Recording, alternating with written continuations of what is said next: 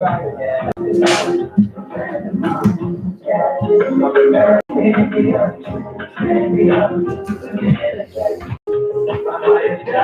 Israel, the Arabs and Africans told us,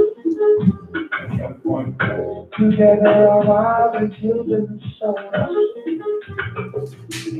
And love Bridget, we traveled in fear.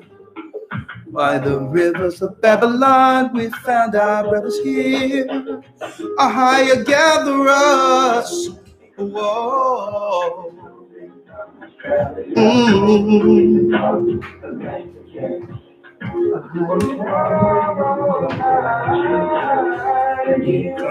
Just in case. No mind. Yeah, we go. I see it.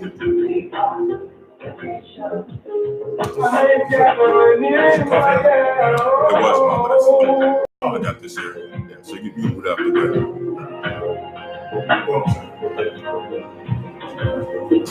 Oh, hey.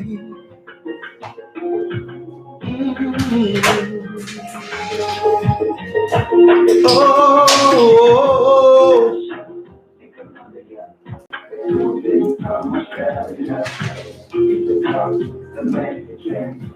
that's who we be,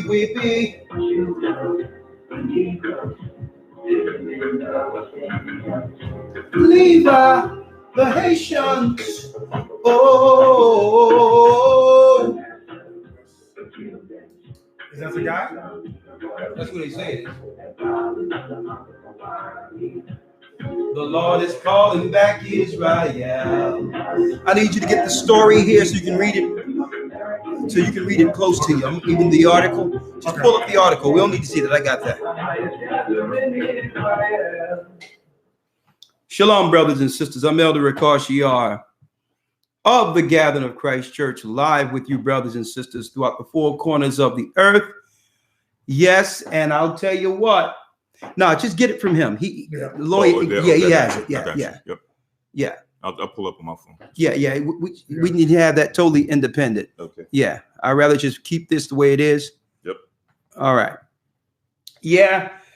I'm Elder Ricard Shaw, the Gathering of Christ Church. And yes, the Most High is now gathering the children of Israel. It so happened that Elder Gabar was he stayed a few nights over at my house in preparation for our trip to Texas this weekend. And this morning, while I was out preparing, going to a shop to get a few things, I received the news. Now, and I believe that this is one of the more prophetic signs our people during this current time. This is one of the most prophetic events, real time in the earth right now.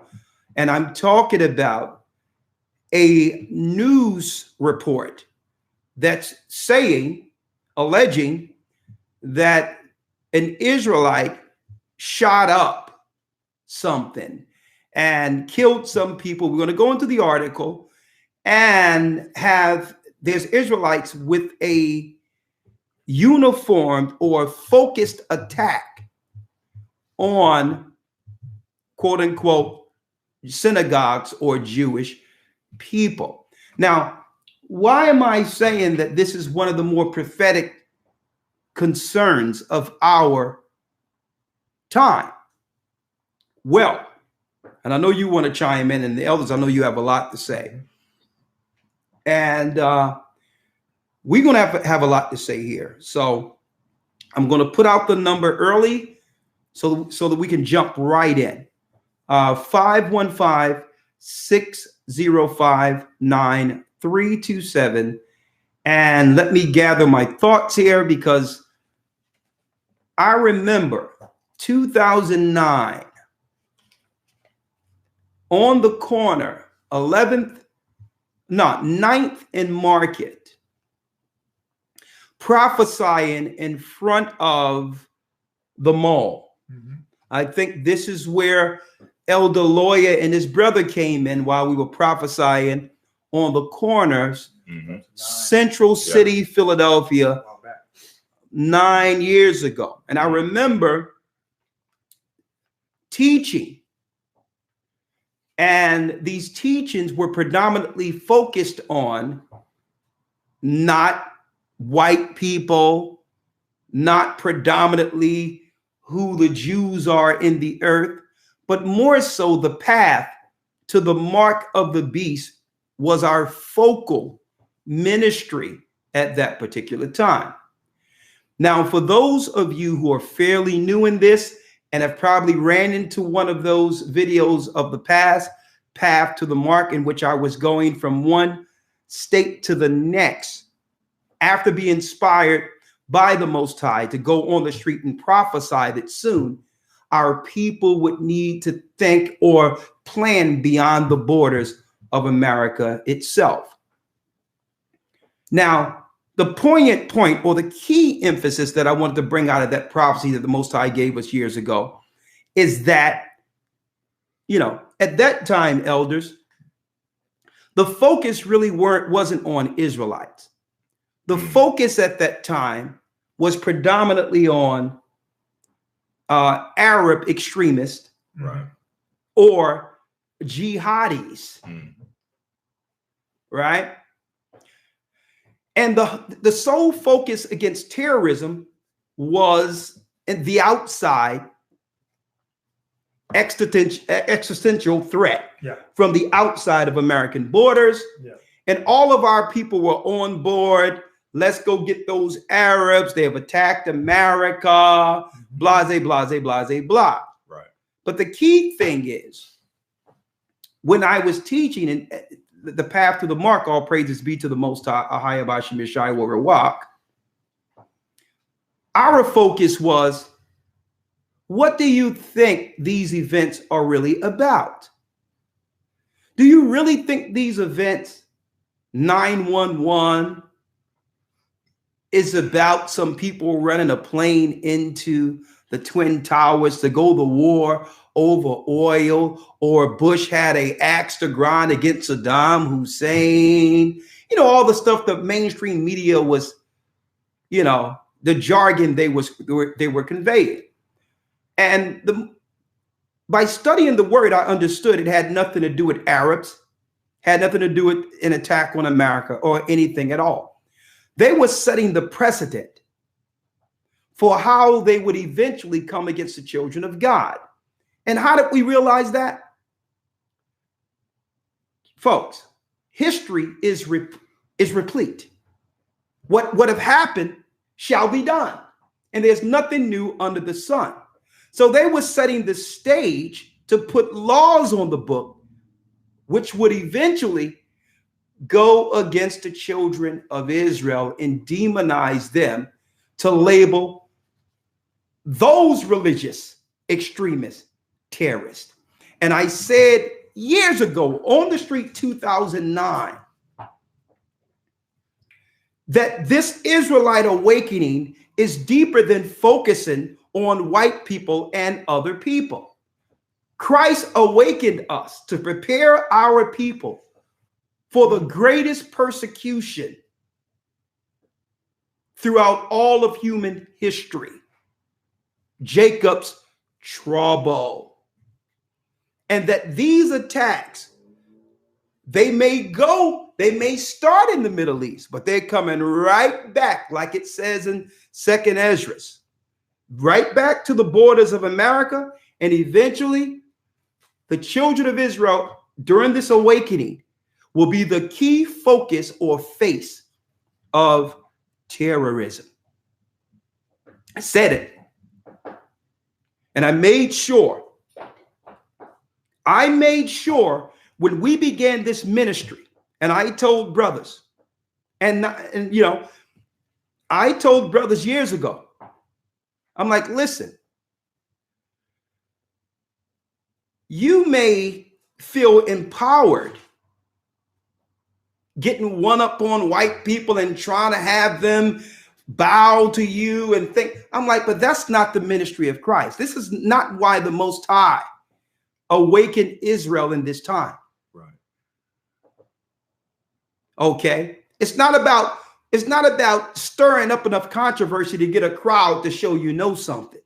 That's not the time we're living in. And I said, history is replete. Eventually, the Arabs will be safe in the media, and the media will use those laws they put in for Arab extremists to begin to persecute the children of God. Why? Because it's the time of the awakening. And it's not just the fact that we're saying that we're the true Jews and that we're the Israelites. That's really not the focus. The focus is, if we're claiming to be the Israelites, it shines a light on everyone else. Because now, when we start claiming the prophecies or the promises within the Bible, that's one domino drop, right? But there's a residual effect where the dominoes are starting to knock down now.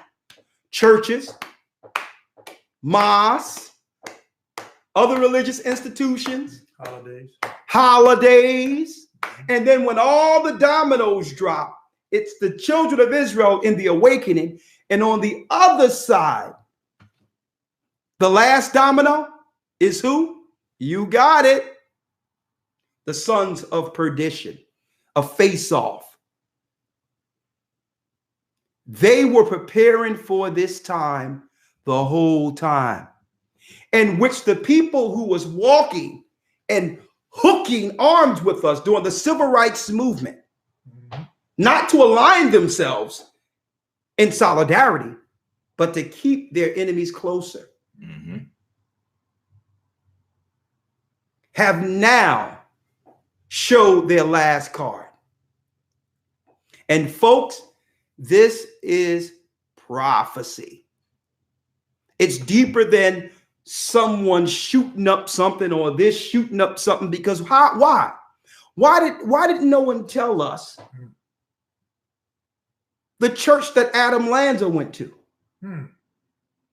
Adam Lanza was known for the Sandy Hook shooting, and no one told us his religious persuasion. He was watching all right?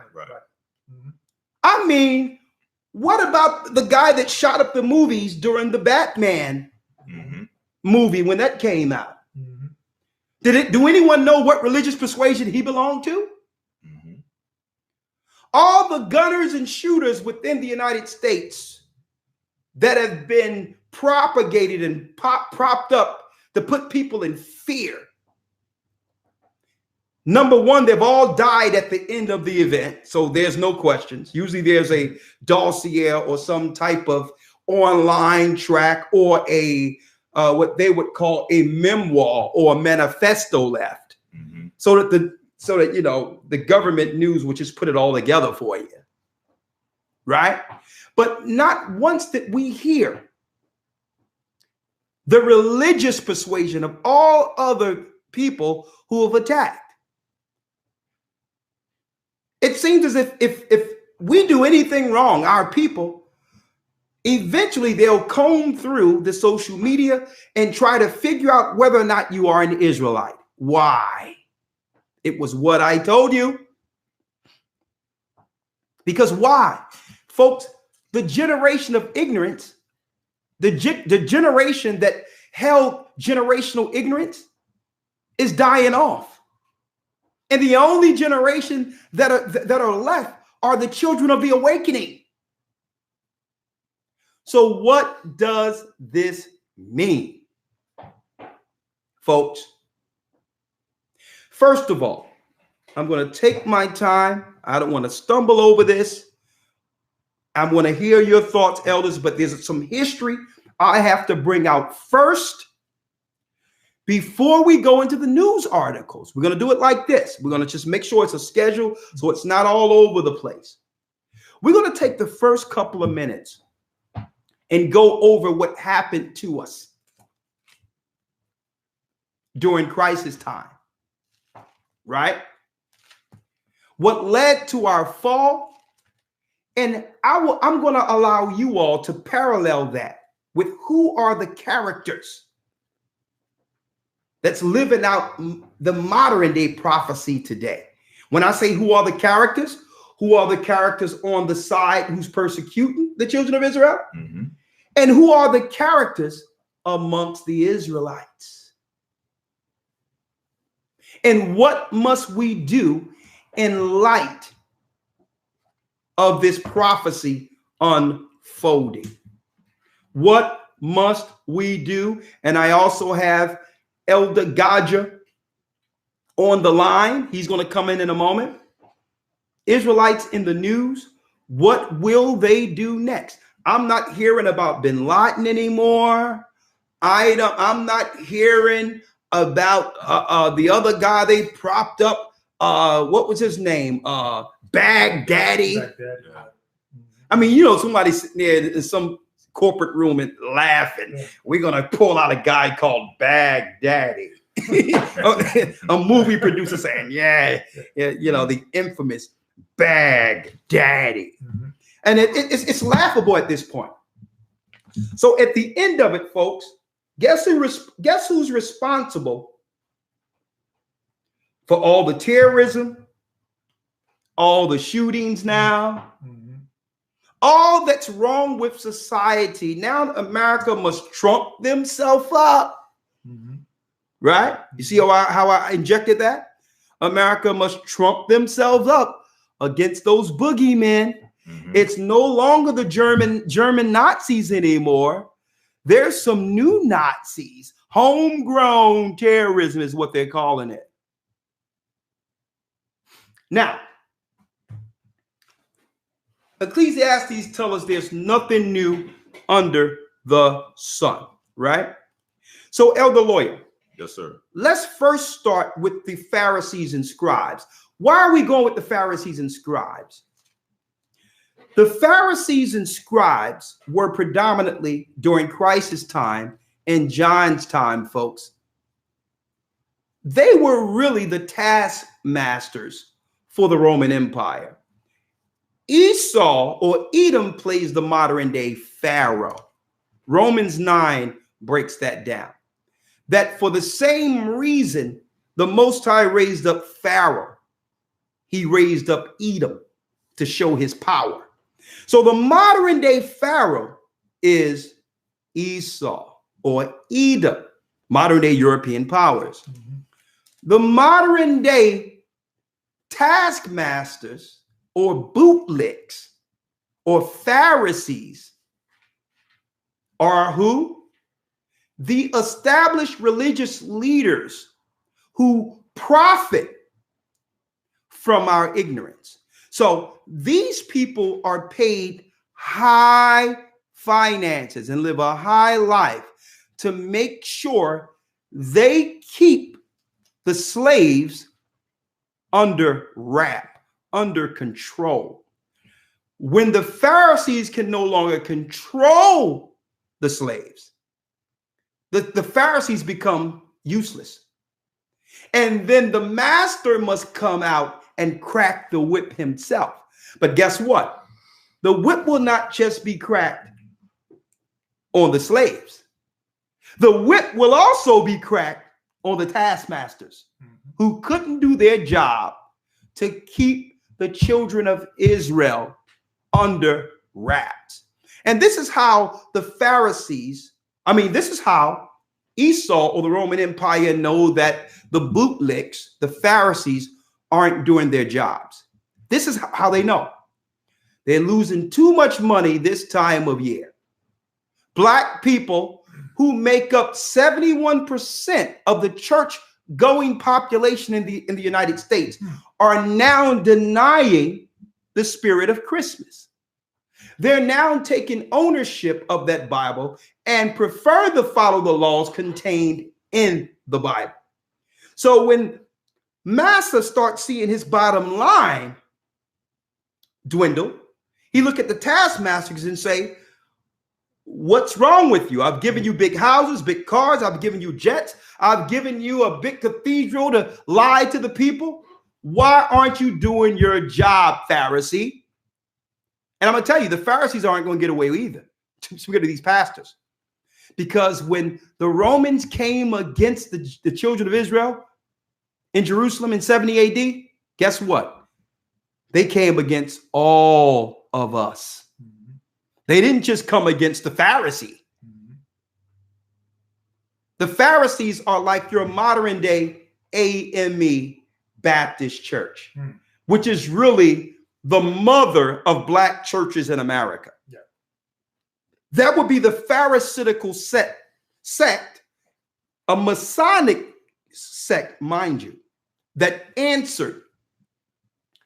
solely answered, folks, that solely answered to the Roman Empire.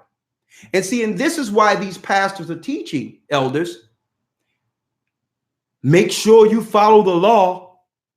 What, God's law? No, the law of the land. You must render unto Caesar what is Caesar's. Caesar is our God. Well, what about God's law? What about the laws in the Bible? Oh, that's done away with. But you better render unto Caesar what Caesar's. Weird, isn't it? That they fear Caesar more than our God, more than Christ. Render unto Caesar. Then they'll say the law's done away with. Hey, Pastor, Pharisee, if the law's done away with, okay, I'm down with you. Tell your family, and you included, don't pay the IRS then. Oh, no. No, there's one thing that's definite. Taxes, death and taxes. Hold up now. You're telling me the law's done away with, but yet you render unto Caesar what Caesar. Why aren't you rendering to God what's God's? What belongs to him? That's not fair, is it? If the law is done away with, don't pay your taxes then. Right? Folks, we are here, a time in prophecy. So I don't want to lose my voice because I have a lot to do this weekend. I'm just going to let the Bible speak of what the Pharisees begin to say. These are the Pharisees, or the Masonic taskmasters, who couldn't contend with Israelites and went to Massa and said, can y'all help me keep the people in our church? Massa, can you help us? Maybe you can pull out some Jesuits. Maybe you can pull out, now all the Masonic guys are coming out now. You got the apologetics, you have Jesuits. Because why? The slave taskmasters have no control. And what we're seeing unfolding is the next stage before engagement. Byron Ireland said something poignant when he said, one thing you got to understand, that there's a systematic way that this machine works when it looks to destroy or come against a person. It's called the 4 Ds. The first D is, let's just dismiss them. They're small. People are not really going to listen to them. And really, the people are too stupid or dumb anyway. That's what they think, playing on our intelligence. We'll just tell them that they just think that all God's people are black people. And majority of people will look at that and be like, yeah, that's stupid to have a theology like that. And they think that people are so dumb, they'll examine that and say, well, okay, let me go back to church. But it wasn't man behind this awakening. This is prophecy. God would begin to awaken the valley of the dry bones.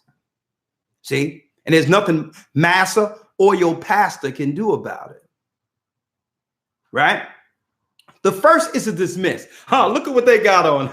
Look at our cars and look how bummy they are. Look at what they're dressed in. Look how high we look, and look at our hats, our women hats. Look at these women in this church like they under control. And look at our women out of control. We don't have nothing to worry about. Right. We don't have nothing to worry about. Dismiss. When they can no longer dismiss, they'll begin to discredit. Right? Let me send out some people and try to discredit them. And eventually the slaves will go back into their quarters. It's like nothing happened. But the Israelites begin to grow and grow and grow and grow organically. And the Most High said knowledge would increase. So the Most High understood that the same internet that they would utilize to consolidate or bring the world into the new world order, that information would flow on it to get to people throughout the four corners of the earth before Massa, Caesar, would begin to close the net. And when you close the net, someone's caught in it, right? I'm going to go there in a minute. So you got the dismiss, you have the discredit, right? And then the next D is to demonize. Let's create stories and have our people believe, or play on our people intelligence, and let them believe that black poor people are planning some level of terrorism against the government. So there were stories that Shaphat brought out years ago, claiming that our people, black people, were traveling over the Middle East, getting radicalized online, joining Arab jihadis, created stories. Nothing ever came from it because why? It never happened. Demonized. But guess what? The truth continued, and our people are still waking up. Our people are denouncing Christmas, Sunday worship. We're not dealing with your Virgin Mama Mary anymore. We're done with it all. We're dealing with the Bible as it is written, and that's right. Christ had a father. We're destroying all of your lies. Hey, if you don't want to accept our Queen Mother of Heaven, the pagan harlot, which have spawned the harlot church, the red blood church, I'll tell you what, we'll exercise the last D in prophecy. Destroy. Destroy. We couldn't dismiss these people from waking up. We couldn't, after dismissing, we couldn't just, what's the next D I said? I said dismiss. Discredit. Then we couldn't discredit them because why? We'll bring them on the news and we'll only talk about something bad happening amongst them, but we'll never discuss the topic on whether or not there's any truth to them being the Israelites. So we can't discredit them unless we're willing to put that on the table as the only discussion. And guess what? If anyone ever bring me into a dialogue or on a news program, I don't care what it is. I don't want to discuss no shooting. I don't want to discuss none of this crap because you don't have me on this program because what someone else did. You have me on this program because you have a problem with me claiming to be a Jew. So that should be the only topic we discuss initially and bring the facts to the table. Who's the Jew? Who's the Israelite according to the Bible and God? And when our people begin to understand that, what exactly does that mean for the rest of the world? So now the Pharisees who thought they could just go to a theologian school and get some crumbs from the master table to try to pacify the slaves no longer have power over the poor. So what are they doing? Let's read it real quick. Let's see what the Pharisees did. St. John chapter 11, verse number 47. Come on. Then gathered the chief priests and the Pharisees a council and said, they're counseling about Israelites, folks. And it has nothing. And I'm going to tell you, these news articles that we're about to go into that you hear on the news is a result of it. It has nothing to do. Really look into these stories and never react knee-jerk or emotionally from these particular stories. Never. Because as you delve into these stories, a lot of inconsistencies may crop up. But if you're caught up into the emotions of it, you'll miss the details. More so than the stories that's out there. What we have to understand is that this has happened before, where the government puts out a news story or some type of story of an event that was blamed on Black Jews. And as a result of it, began to engage them or set up an army or military amongst them before destroying them. And this happened in 70 AD. So now that the Pharisees, the AME church, the Baptist church can no longer control the narrative. Why? Because these guys in the church aren't teaching the Bible, folks. Every pastor we bring on don't even go into the Bible. Okay? They don't even go into the Bible. Even when I was dealing with the James White character, how many scriptures he went into? Yeah, you went to history. These people, but where's the Bible? Yeah, exactly. And people are like, well, oh man, that was deep. Name me one thing he brought forth of any understanding. Zero. What are you talking about? The question you should ask, why are the snakes slithering from behind the curtain now? That's what you should be trying to figure out. Why are Jesuits looking to engage Israelites? That's what you need to be checking out. Folks, we're here. The Pharisees said what? Read it. Then gathered the chief priests and the Pharisees a council and said, what do we? For this man doeth many miracles. This man does many miracles. Now, this is what they fear, folks, that this awakening is deeper than us. Christ says, greater work shall ye do. It's one thing to try to kill one man, but by making that error, by killing this one man, they now have to contend with Christ everywhere. Christ said, greater work shall ye do. The greater is what? Number. By killing him, the Holy Spirit had to come and now spawn Christ throughout the four corners of the earth to do what? To fulfill the prophecy of the gathering into Christ's body. See? That greater is, so the same way they got into a small council against Christ, they're doing it now. The Black churches and the other, even the mosques, all of them, they're government controlled. You didn't know that?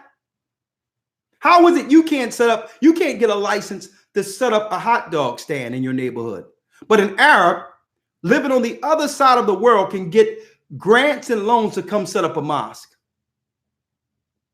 Huh? You ever thought about that? You can't even get a license. If you set up on the corner to sell shirts, license and inspection will roll up on you. You can't even hustle to feed your family in the ghetto. But an Arab who have no American connection at all can get full board, a non-profit mosque, an Arab that you don't even know can come in your neighborhood and get more property backing and religious backing, especially, than Blacks can setting up a church in that same neighborhood. So what's going on is, folks, the Arabs are coming together. The past, don't forget, they're all Caesar control. Listen to what they did. So they came together and say, man, what are we going to do about this Christ? Now, what was they concerned? Were they concerned about the healing Christ was doing for the people? The benefit of Christ and how the people, we were becoming better people because of it, because of him? Were they concerned about that? Let's see what the Pharisees or the taskmasters or the religious leaders' concerns were. Read that. Verse 48. If we Where's let my phone? Because it's something I want to bring out. Yeah, go ahead. If we let him thus alone, If we let him thus alone, all men will believe on him. read that again. If we let him thus alone, what? all men will believe on him. All people will begin to believe what these brothers are teaching. They'll begin to believe it. Why? It cannot be refuted that blacks in America, Hispanics in America who were conquered by the Roman Empire, the North American Indians who were conquered by the Roman Empire. The people in different parts of the Asian countries, like Koreans, Filipinos, when they went against them over there after the World War II, the Korean War, those were all wars against us, folks. So what's going on here? If we let them alone, people will begin to understand that the slave population of every empire are in fact the physical bloodline of the children of God. And Christ is calling them back. And if there's no slaves, we have no empire. So they says, what are we going to do here? Read. And the Romans shall come and take away both. Hold up. They weren't concerned about Christ helping the people and the benefits of Christ. They were more concerned about the Romans doing what? Shall come and take away both our place and nation. They were concerned that the Romans were going to take the authority and the finances that the Romans gave them to keep us under control.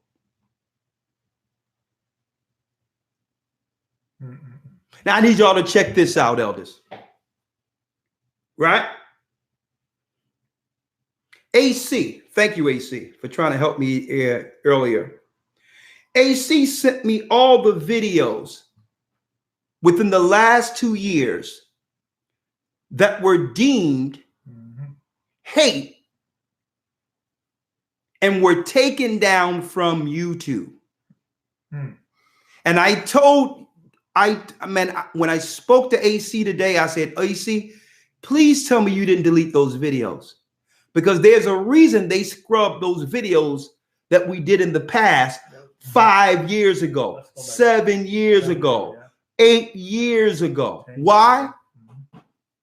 Because they were prophetic and would highlight the events you're seeing right now, where Israelites are now headline news, being demonized by the powers that be. Here's the name of those videos, and I thank the Most High for AC keeping these videos, because we're going to put them up on our private site so you can go see them. They didn't want you all out there to know that there were people prophesying them doing this against us. So they're scrubbing YouTube and the internet with any proof that highlights their true agendas. Here's the title of one of those. End time prophecies. Listen. End time prophecies. And check out the name of this one. 1 second. I'm going to pull them all up. Inside. Let me get it for you. The desolation of God's people by the Gentiles. Remember that? That's an old one. An old one. Yeah. The desolation of God's people by the Gentiles. Now, there was no hate in it at all. The only thing I did, myself and the lawyer, was dive into the history of how they created false flags to come against the children of Israel as Christ prophesied, and how they're going to do the exact thing again. That's all it was. I went into history and said, history is replete. And believe me, it's going to come a time in which, after we spread this gospel, the children of Israel will need to begin to leave. Why? They're going to do the same thing again. Satan never plays from a different script. It's just a different civilization and a different generation, but it's the same script. That was one. Check out the other one.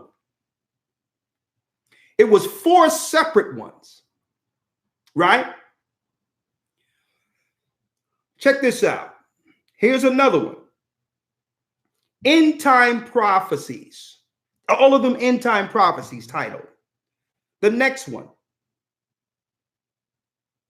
We are living in Jacob's trouble. Now, why would they take down we are living in Jacob's trouble? Because the trouble comes after they demonize. Right.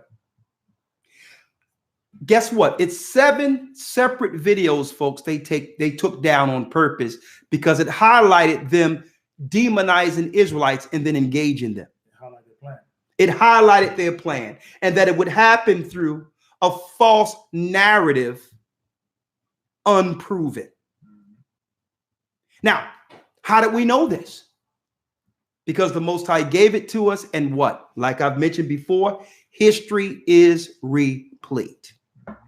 Now, speaking of history, there was a lot of different Israelites operating during crisis time. You had those who were strictly dealing with his ministry. But then you had those Israelites who thought that the awakening, or since Christ was on the scene, it was time for them to engage or threaten what would happen to the government or Caesar. You had Pharisees, like your pastors, and you had Israelites who knew they were Israelites, who was planning to overthrow the government. Let's read about that real quick, Elder Lawyer, if you can. Now, mind you, in John 11, right after they said, elders, that what shall we do about Christ? If we don't stop him, the Romans will take our authority and our position. Right after that, those same men who Christ died for, our people, plotted to assassinate him. I'll read it right here. Let's read it. Also Lazarus. Take him out too. Yeah, exactly. Any evidence of any spiritual Any evidence of his works, they were looking to blot out of history. So the Pharisee would have been the uppity Israelites. They're the uppity Israelites sitting in the high seats. Right. Like your TD Jakes, like the pastors, the gatekeepers in our communities, who are a part of all of these associations, these lofty associations, but yet they have no association with helping our people. Read it real quick, Elder Lawyer. Yes, sir. St. John chapter 11, verse number 53. Yes. Then from that day forth, they took counsel together for to put him to death. At that point, they took counsel to kill Christ. Why? Because Christ couldn't be bought. At one time, they invited Christ to sit up in the high seats with them. Well, why don't you become part of our committee? Nah, you're already whole. You already kingdom living. I'll tell you what. The people I'm dealing with know they're sick. Okay, if you are a physician, you need no healer. I'm not sitting up there with you all, taking Caesar's pennies, Caesar's shekels. Right? So then they plan to do what? Well, we can't contend with the Israelites. The Israelites are sent through the highways and the gaps. They're speaking on every corner. They're speaking truth, in which our children cannot deny. And you can no longer teach truth to our people. Why? They have instant access to information now. Either you teach the truth or you're going to lose your congregation. That's it. That's it. The Most High is destroying all the idols of the Gentiles. And guess what? No bootlick can uphold this kingdom. It's over. So there was another phase where there was Israelites who weren't realizing during crisis time that it wasn't time to contend against Pharaoh or Caesar, who thought that they could just say whatever they wanted to say, not realizing the time. And let's read what happened to those men. And these are the so-called Israelites who come out here and think that they have authority over something, who feel that I'm the spokesperson for Israelites, or I'm this and I'm this. No, you're not. Christ is our leader. Christ is our leader. We're not in no military. And so you got these guys, somebody need to take the microphone and a camera and a computer away from these people who have self-proclaimed themselves as leaders over Israel. Christ leads us from the throne. And to show your disconnect from the throne, men have begun to exalt themselves, opposed to walking like Christ. When Christ was engaging the Gentiles, he understood there was a time of prophecy that the Most High gave them to rule. He understood how to engage Gentiles. He says, don't think that I can't ask of the Father and he don't send legions down here to deal with you. But what? It's your time. It's my time to die. It's my time to sacrifice for my people. So he knew not to engage Caesar when Caesar was brought up. And guess what? It was our people that gave him up to Caesar. And imagine Christ sitting next to Pilate. Pontius Pilate, the governor, who holds, folks, the decree of life and death in his hand. And imagine Christ being taken from the prison and looking at Pontius Pilate saying, you know, you're the devil the Bible speaks of. bow down and kiss my boots. You enslaved my people. Simple as the day is old.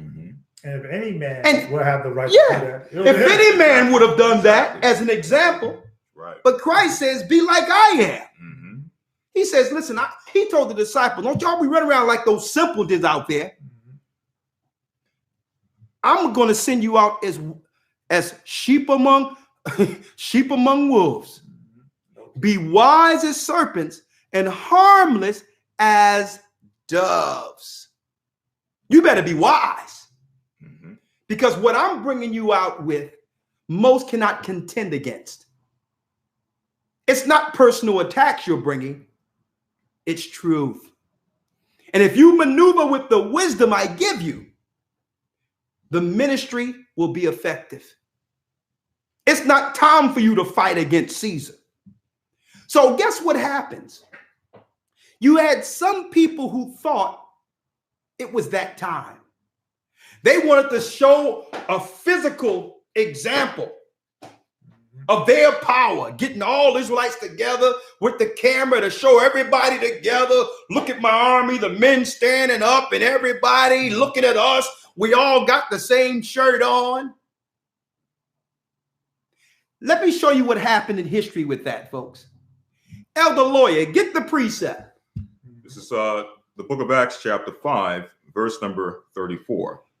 Acts 5 and 34. Write these scriptures down, folks. Then stood there up in one in the council, a Pharisee named Gamaliel. Come on. A doctor of the law. A doctor of the law, so he knew the law. Had in reputation among all the people and commanded to put the apostles forth a little space. Now check it out. He had power.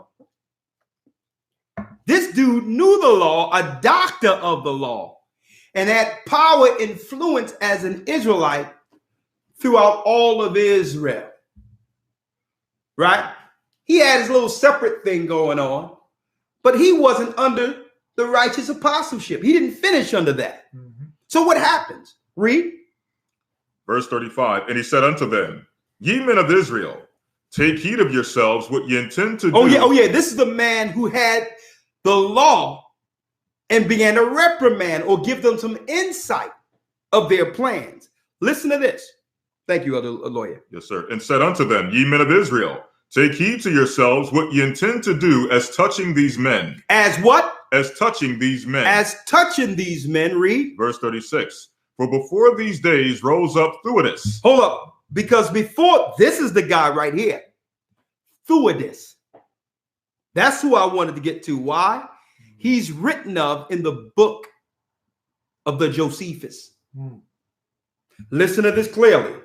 For before these days rose up Theudas, boasting himself to be somebody. Boasting himself to be somebody. Like an Israelite said, I'm general this, I'm captain this, I'm this high, I'm this, and I'm that. Read. To whom a number of men, about 400, joined themselves. About 400 joined themselves to this man. Now, mind you, they made a public proclamation within Rome, stirring the people up in Jerusalem against the Roman Empire. And then what happened? Who was slain. And they were slain.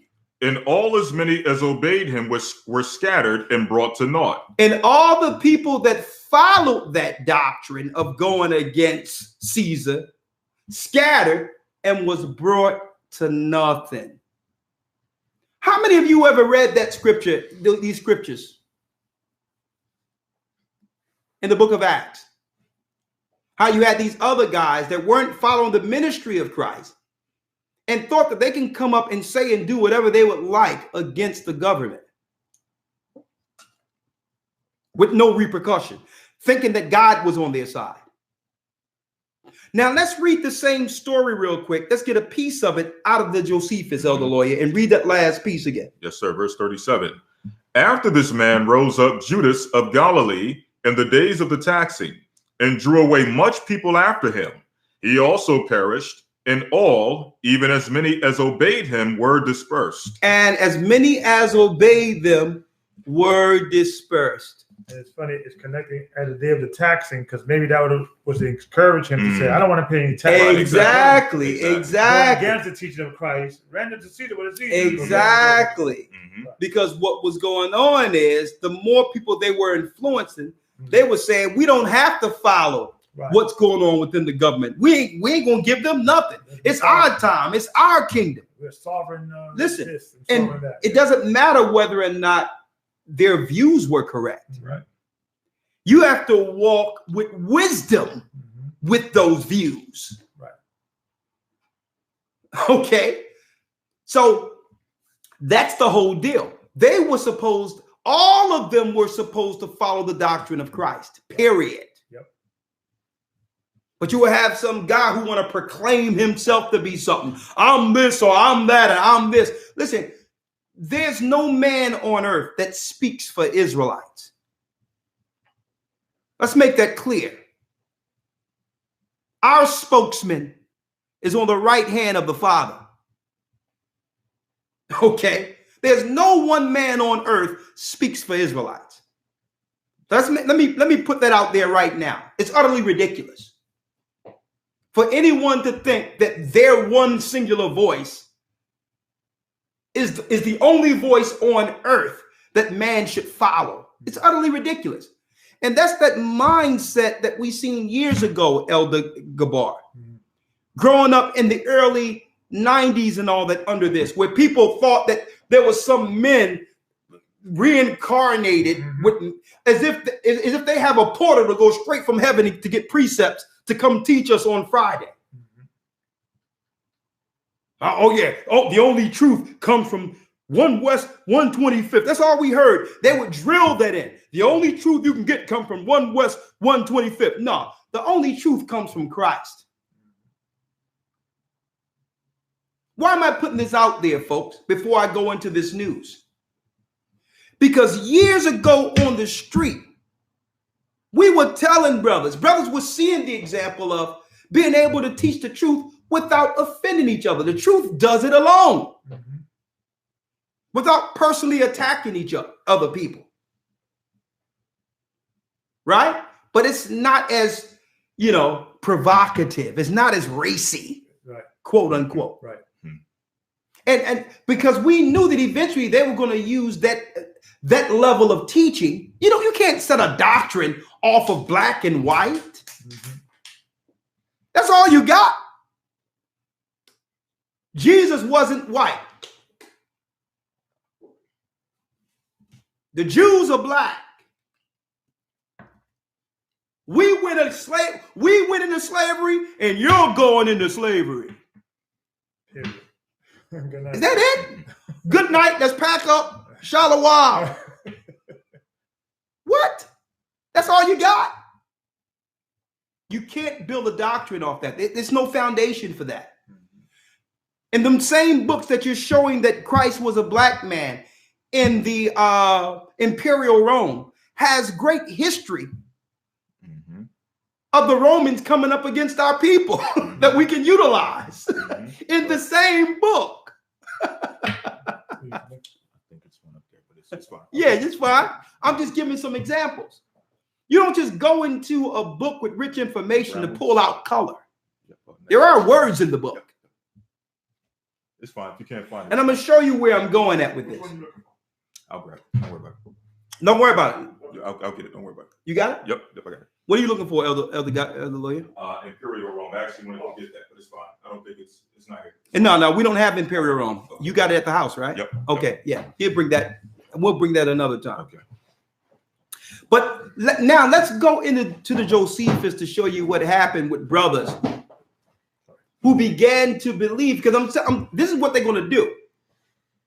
The government, the powers that be, are going to do the same thing they did before. Right? If there isn't an event, they'll create an event. Understanding with every event comes what? Eventually, a copycat of that event. So even if they create these events to demonize Israelites, there's some people out there somewhere that could be on psychotropics, who've been online, who've been following something, who's saying, well, you know what? I'm going to do it too. Right. That's how it works. That negative seed. Right. You're planting the seed that even though you're not going to act on it, you can say, well, when Christ come back, I'm going to do this. Right. And you have somebody in the audience looking, saying, you know what? When Christ come back, what's stopping me from doing this right now? Right. Right. Huh? So by not teaching the ministry as our Lord and Savior commanded, that brand of teaching can be used against you, against your effectiveness to spread the word and do what Christ entrusted in you. See, and that's why they, for a long time, they allowed brothers just to say whatever they wanted to say without engaging them, because they realize this right here is gold for us. We don't have to contend against this because we know this ain't the ministry that could stop our kingdom. This ministry right here isn't what Christ utilized to awaken even Gentiles during his time. They don't even teach Gentiles. So we don't have the threat of losing anything with these guys. So let them continue to say what they're going to do to us and put so that we can compile evidence against them. Because a real warrior rarely tells you exactly what he's planning or thinking. That's right. A real warrior doesn't talk much. Okay? A real warrior counsels and plan.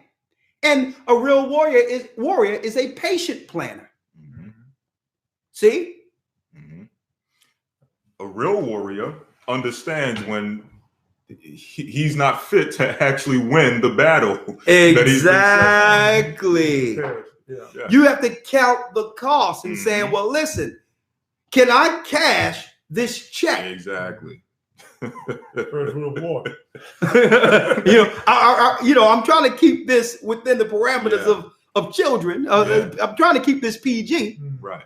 But can you cash the check that your mouth is bringing forth? Mhm. Can you cash the check? Because they still let you talk. Mhm. They'll see, they'll get all the videos compiled, rate. Okay, that's illegal. Mhm. What else you say you're gonna do? Oh, you're gonna cut off people. You can't wait to do what to people?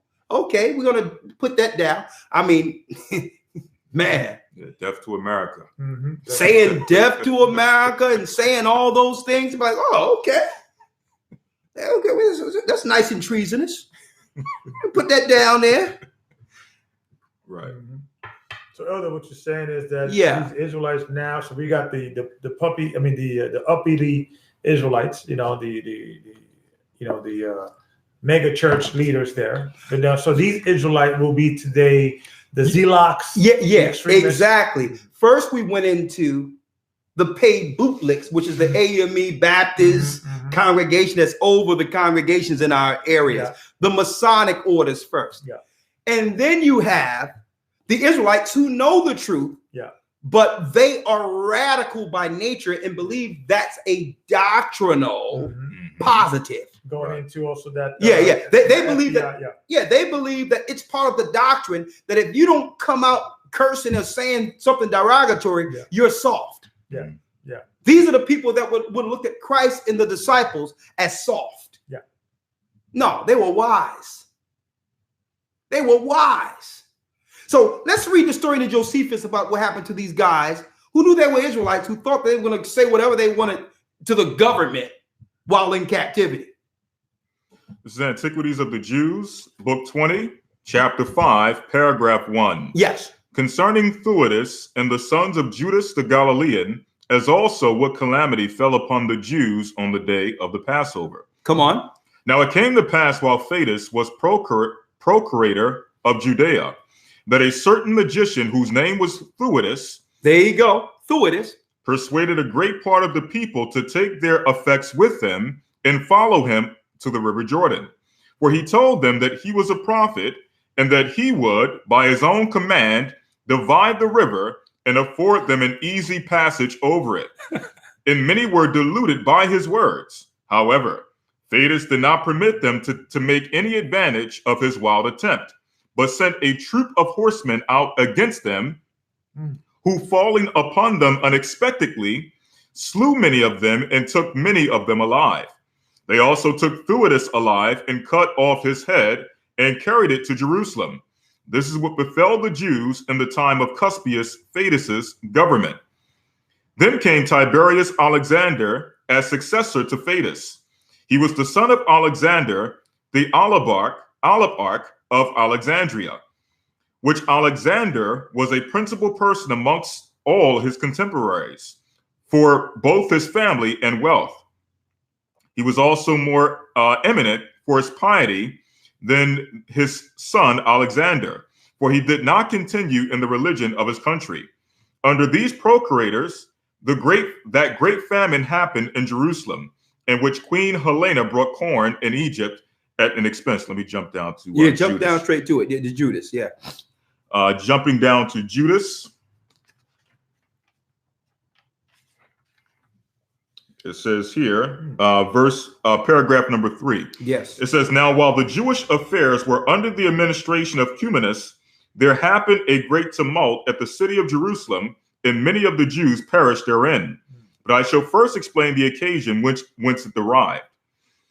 When the feast which is called the Passover was at hand, at which time our custom is to use unleavened bread, and a great multitude was gathered together from all parts to that feast, Cumanus was afraid lest some attempt of innovation should then be made by them. So the Passover, we follow the Passover today. That was our Passover. We don't celebrate Easter. We don't celebrate Christmas.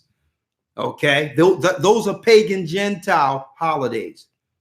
Okay, we're Israelites in Christ. Okay, we do not believe in paganism at all. Read. So he ordered that one regiment of the army should take their arms and stand in the temple cloisters to repress any attempts of innovation, if perchance any such should begin. And this was no more than what the former procurators of Judea did at such festivals. Come on. But on the 4th day of the feast, a certain soldier let down his breeches and exposed his privy members to the multitude. He was off. Go on. Which part those that saw him into a furious rage and made them cry out at this impious action, which was done to reproach them. But God himself, nay, some of them reproached Cumanus and pretended that the soldier was set on by him. Come on. Which when Cumanus heard, he was also himself not a little provoked at such reproaches laid upon him. Yet did he exhort them to leave off such seditious attempts and not to raise a tumult at the festival.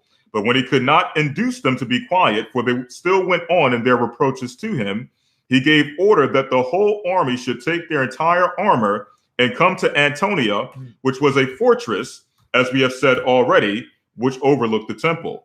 But when the multitude saw the soldiers there, they were affrighted at them and ran away hastily.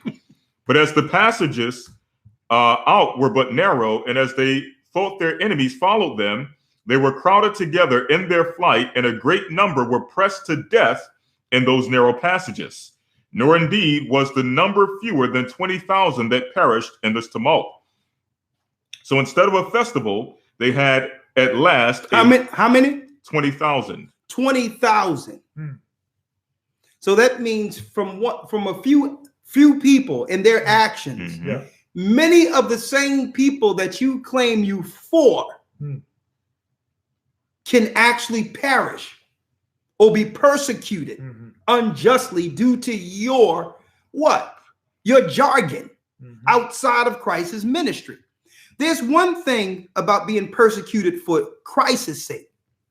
There's another thing, being totally decimated for sheer ignorance and defiance against Christ's ministry and his walk.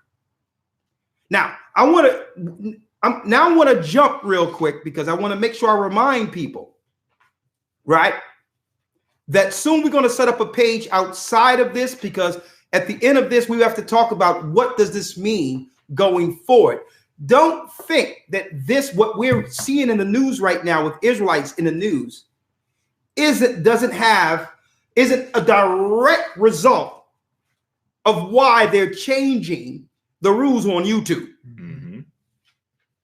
All of a sudden they change the rules on YouTube and this story comes out. And listen, I've even read the story, and it won't be long before they come out and claim that this person was radicalized online and that now laws must be passed based on it. But I'm going to hold that for a second. Where I would like to go now is the fact that was within our people, right? You had different factions of Israelites, even people who thought that they were speaking for the children of Israel, causing persecution on our people by not following Christ's ministry. That's number one. Number two, eventually the Romans had to kick in altogether and say, you know what? With this new superstition that have arose amongst Israel, these people may unite and try to overthrow us. They're being empowered since Christ have come on the scene. And a matter of fact, we have pagan Gentiles converting into this man's ministry. Let's destroy Jerusalem. Let's kill off the black Jews. But in the council amongst the Edomites, the Europeans, the whites at this time, right? That's who they are, the Edomites. They said, well, listen, we cannot really destroy these people without cause, because the majority of the population of the world loves these people. So what must we do? Nero came up with a plan.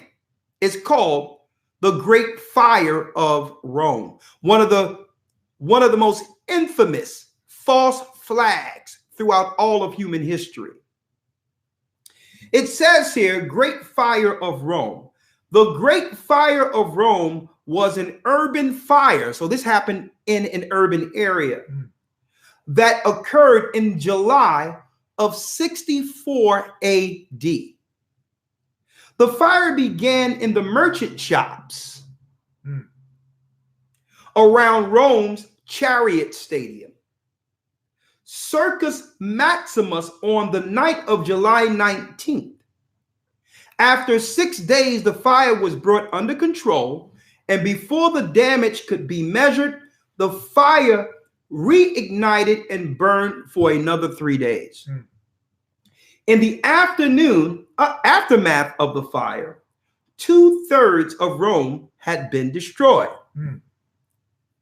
According to Tacitus and later Christian tradition, Emperor Nero blamed the devastation on the Christian community in the city, initiating the empire's first persecution against the Christians. So then it come to find out it was Nero who paid mercenaries to burn Rome, certain areas, and blame it on the Christians. As a result, our forefathers, we lost Jerusalem through this lie. Now, some people might say, well, Christians, what are you talking about, Christians? I'm not talking about the Christians today, the Constantine Christians, the universal world Christians of today. I'm talking about the real Christians, who we were and who we are, according to the Bible. Why? Because Christ was converting Gentiles into the truth of our forefathers, the truth of the true God of Israel. He was destroying paganism. Okay? It was affecting the merchant shops. It was affecting their bottom line, because now if they begin to follow Christ, they'll follow the Passover. They're not going to follow Christmas. They're going to be following the Sabbath, Gentiles. They're not going to be following Sunday. So, Elder, do you think that Nero maybe attacked the merchant areas because maybe many people were converted to Christianity and not contributing to these pagan gods? Because a lot of the merchants was dealing. Yeah. But then when he blamed the Christians, and the Christians are not shopping with us anyway, we don't like them. Exactly. But they didn't really have a legitimate excuse to hate them. Now they have it. Exactly. By demonizing, now he was able to really consolidate or have the Gentiles join an alliance against the Christians, against the only ministry that could have affected paganism. It aligned the Gentiles and the Romans against the only light, the truth, and God's people. That reminded me. Absolutely. When Paul went into that city, and there was some people that was making idols. Absolutely. They were upset at Paul because he was converting people. Right. Exactly. Like, our money. Exactly. Because if you have to realize, if people are not out shopping for Christmas, look how many businesses just lose. You can have shops that'll get business based on the traffic that being driven to other places. I may be going to a shop to get a television, but on my way, I want to eat something, or I want to grab this, or I want to grab that. So if you're not dealing with the holidays, look how many merchants are losing altogether. So he strategically attacked the merchants and blamed it on us. This is history, folks. A lot of what I'm saying right now was in videos they took down a year ago claiming it was hate speech. And it was only history showing that they was going to do something, blame it on us, and begin to persecute. Now, how do we know these are not regular Christians? Two scriptures. What Christians began to get persecuted after Caesar's false flag? Let's get Acts 11:26 and Acts 13:1. Acts 11, verse number 26. Yes. And when he had found him, he brought him unto Antioch. And it came to pass that a whole year they assembled themselves with the church. And taught much people. And the disciples were called Christians first in Antioch. So the disciples were called Christians first where? In Antioch. In Antioch. Now, who were the Christians at this time? This was before there was a great Gentile conversion. So who were the Christians before the Romans destroyed Jerusalem in 70 under AD, under Vespasian and Titus? Who were the Christians, you might ask, whom Nero demonized? Acts 13:1.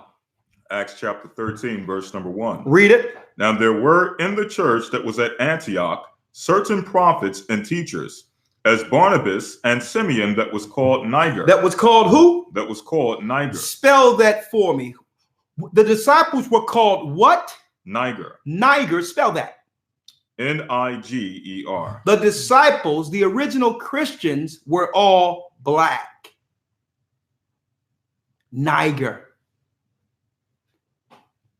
So this brand of Christianity we get in the day from the Europeans is only Babylonian paganism. It has nothing to do with Christ or the disciples. It's only Christian in name. Why? Because Christ warned the disciples in Matthew 24 that many shall come in his name saying, I am Christ, Christians, and shall deceive many. There wouldn't be Christianity if it wasn't for the original church, who were all black people. Judah, Benjamin, and Levi are the forerunners of the first church. Black. Huh? Mm-hmm.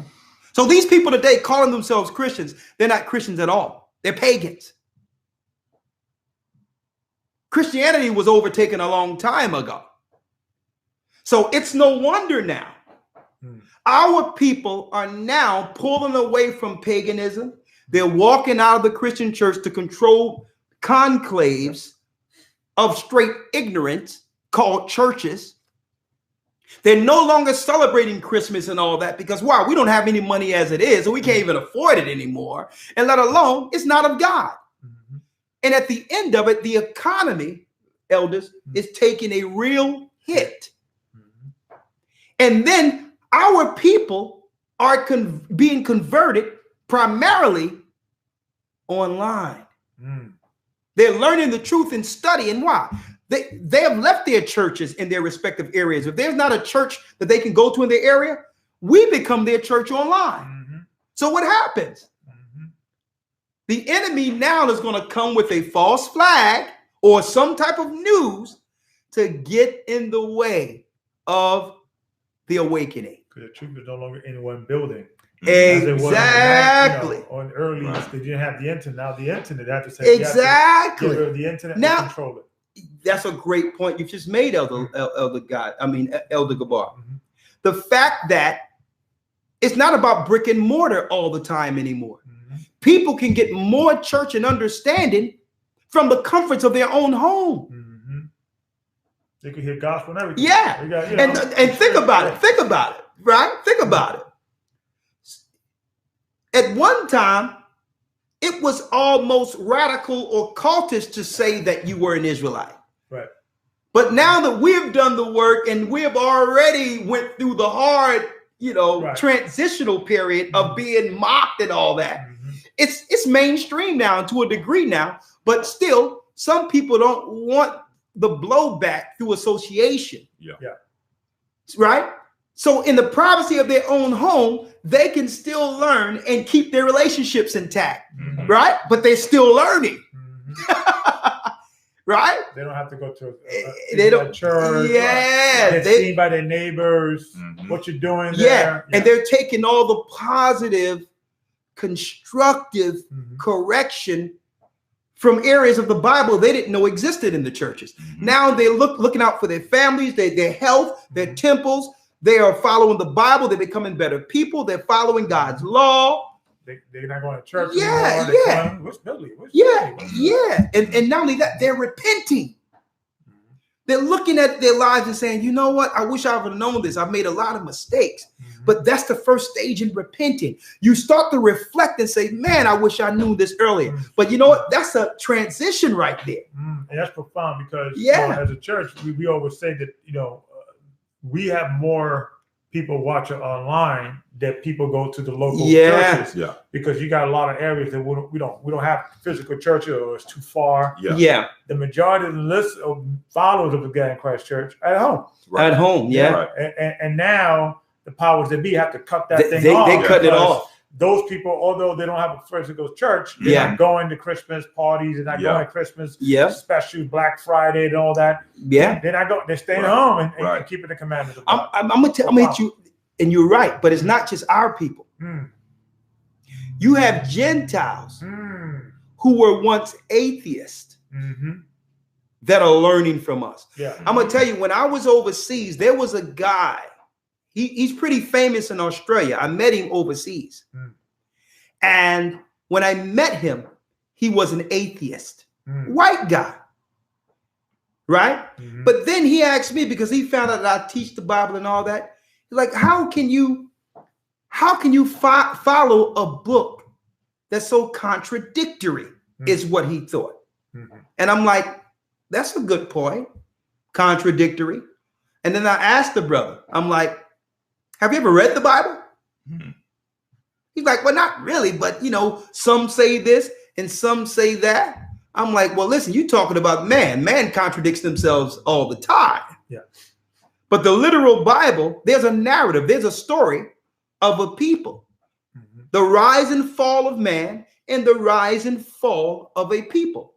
And every civilization on earth that has any level of law instilled, those laws are actually embedded within the laws of Moses to some degree.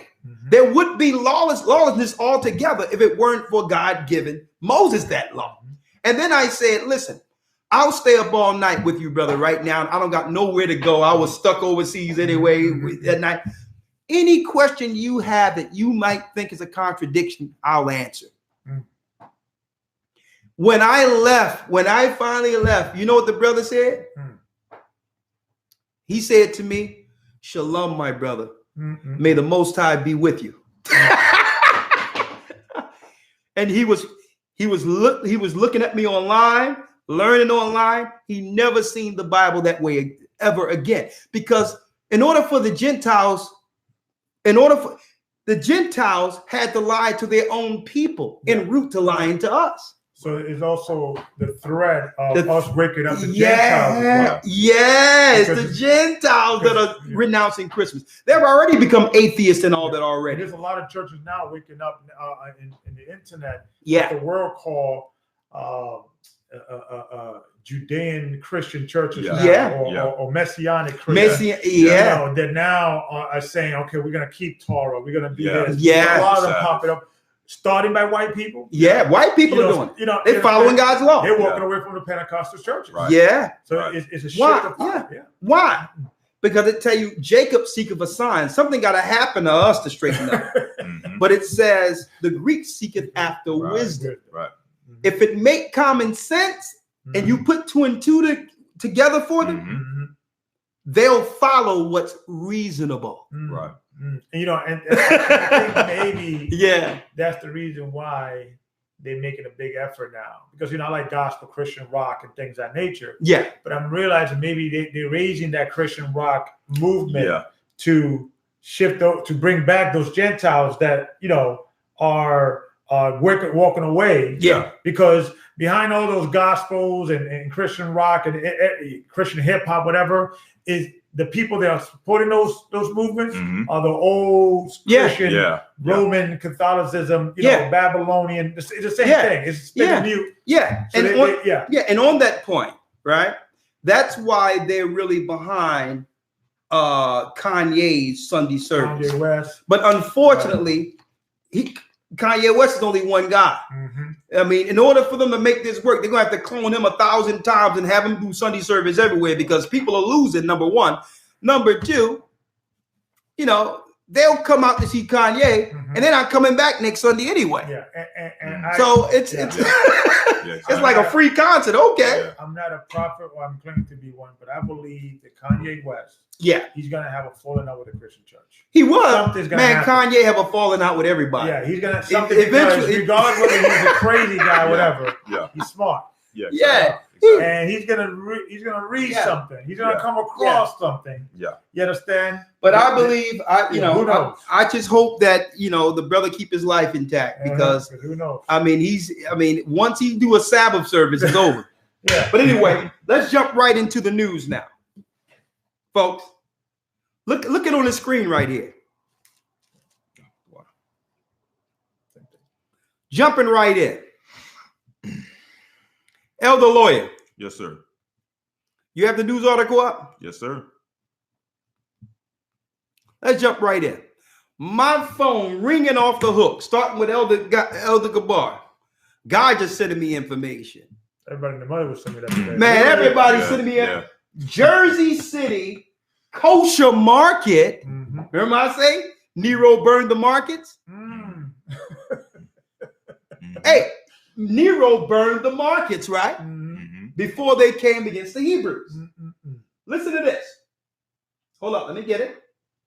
Wait a minute. So you're saying that Yes, it's the that same thing. So now the powers that be set up the so-called Jews, It's the and same. now there's a talk their market. They're Yes, it's the same Same. history. Mm-mm-mm. Hold up. I think you're getting it now. Mm-mm-mm. I think you're getting it now. Mm-mm. When you sent this article to me, thank you for sending it to me, Elder Gar. Yeah. When you sent it to me, I knew what the story was. When it showed the market and all that, Mhm. this is what happened during the time of Nero. See, but our people really don't research history. Mhm. Mhm. You attack what? Money. Listen, what Finance. better time to attack the merchants The Hanukkah and their season. money than the pagan time of year? Mhm. Mhm. This will get everyone's attention Mhm. because They were it shopping. exactly it happened before. Mm-mm-mm. So now the news is about the market. Right. Attacking people's finances. Yes. Now look at this. Because we're going to have an entirely different spin on how the news is trying to spin this story. Mm. And right, Jersey City kosher market identified one was a black Hebrew Israelite follower. Now, I had a story of Epstein a couple of weeks ago, Mhm. Weinstein a couple of weeks ago, Mhm. and not once did their religious persuasion, not once Mhm. were their activity connected to what synagogue they Mhm. frequented. Exactly. And it's funny to say one. Yeah. Exactly. It doesn't even say a member. Right. It says a follower. So- what is a right. follower? What is that? Hold on. Exactly. Listen to this though. One Hebrew Israelite follower. So what was the other one? Right. Exactly. Exactly. Was the other one Seventh-day Adventist? Right. Well, Should we know? Hey, we need to really deal with those Seventh-day Adventists. Exactly. Was it a Baptist? Mhm. Was the other one a Baptist? Mm. Be following. Was the other one? Yeah. I mean, how is it that one person is being highlighted as being demonized here? What was the religion of the other people? Mhm. Mhm. Does it matter? Check this out. And now, if you want to really see something, check this out. Right? Mm-mm-mm. Understanding black Right? Hebrews are like. Understanding black Hebrew Israelite jersey shooting. Guess who's giving you the understanding on it? They are. Mm-hmm. Right? Check this out. This flew under a lot of people's radar in October 2019. In October. Listen to this story. Behind bars tonight, accused of assaulting two people outside of a local synagogue. Police say the victims were attacked because of their faith. NBC6 reporter Arlene Borenstein is live on Sunny Isles Beach with the details. Arlene? Jackie, it's a time when the Jewish community usually celebrates a holiday called Sukkot, and this is when they celebrate their fall harvest. But instead, some members of the Jewish community received death threats. Something like this is not going to be allowed. It's not going to be tolerated. It was an act of hate that landed 66-year-old Larry Frankie Green in front of a Miami-Dade court judge. Prosecutors describing Larry, hold up now. Larry Frankie Green. Folks, I'm going to give it back to y'all. You can't make this stuff up. October 19th. You rarely heard of that story, right? Mm-hmm. Folks, Larry Frankie Green. They claim that this guy was waving a knife outside of the synagogue, threatening some people. And they believe that it's a racially charged scenario. Folks, this guy's homeless. He was a homeless guy, and not once did he affiliate himself with any Israelites at all. Mm-hmm. But because of his hair and how he looked, they thought that they would use the story for this narrative of demonizing the awakening. He's a homeless guy. Last week, a homeless guy cursed me out. That means he's anti-Dominican. Yeah, right. You know, homeless people. I mean, listen, crazy.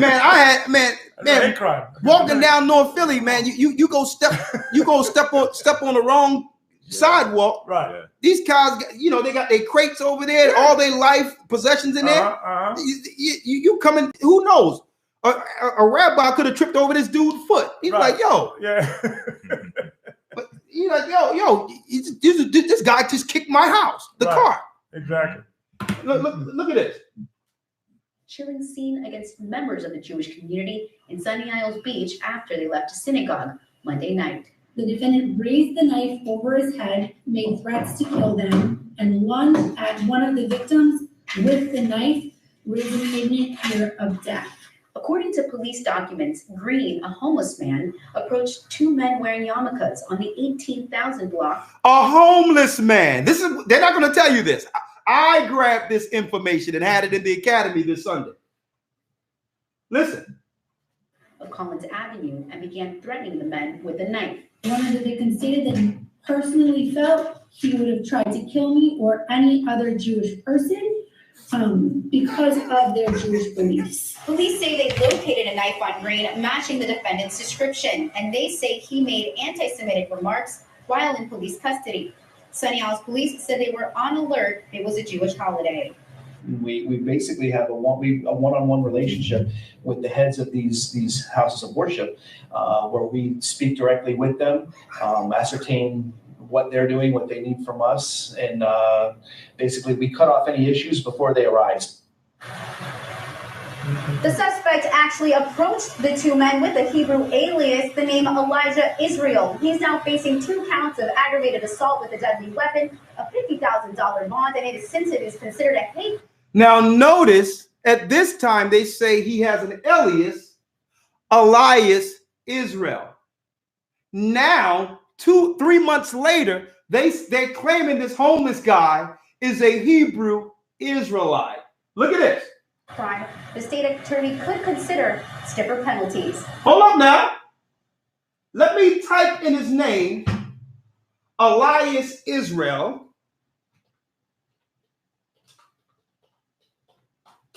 Israelite.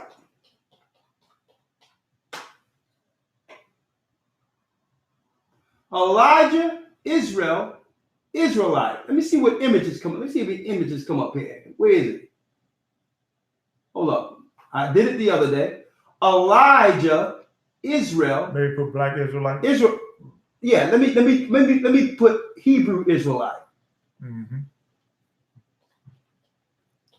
Hebrew Israelite. Where is he? He got to be up in here somewhere. Let me do it. Let me put knife up in there. You know, maybe they didn't put it. Let me see. No, right here. Elijah Israel, Hebrew Israelite, ADL. Another sect of black Hebrew Israelite united in Christ.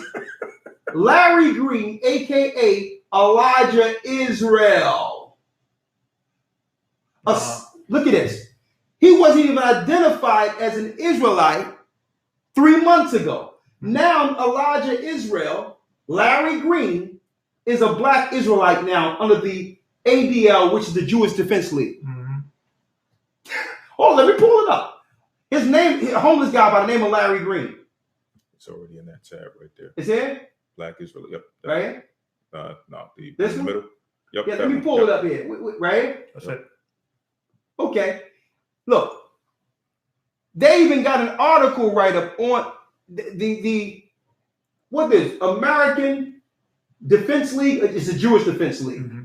They blame, it says, in Miami, Florida, October 2019, Larry Green, a self-identified black Israelite, which is a lie, he never identified himself as that, was charged with 2 counts of aggravated assault with a deadly weapon.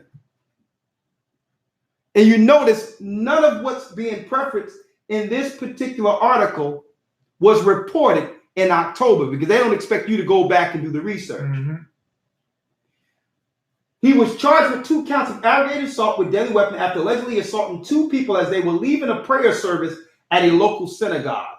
According to the arrest affidavit, Green threatened to kill the victims with a knife, called them fake Jews, Mm-hmm. and told them to go back to Israel. This case was, why would an Israelite tell them to go back to Israel? Mm-hmm. This case was treated as a hate crime. Now, see, the reason why they used a homeless man, why? Is because the story now is uncorroborated. By using someone without family or anything like that, there's no one who can cross-check whether or not it happened the way the news said it happened. Right. He went from just having an Israelite name, Elijah Israel, to 3 months later, he's the Israelite, a black Hebrew Israelite. And then they have his name with the other Israelite groups. It's funny because now he's homeless. Clearly, he doesn't have money. Yes. Whatever bail, they're gonna send, he can't afford it. So he's he's gonna be in jail for years. Man, listen, I'm gonna tell you, I wouldn't be guy. surprised they gave this guy a pot chicken sandwich and some soup and told him, listen, stay at the hotel. We got you. Yeah, get out of here. Yeah. I mean, come on, man. Are you kidding me?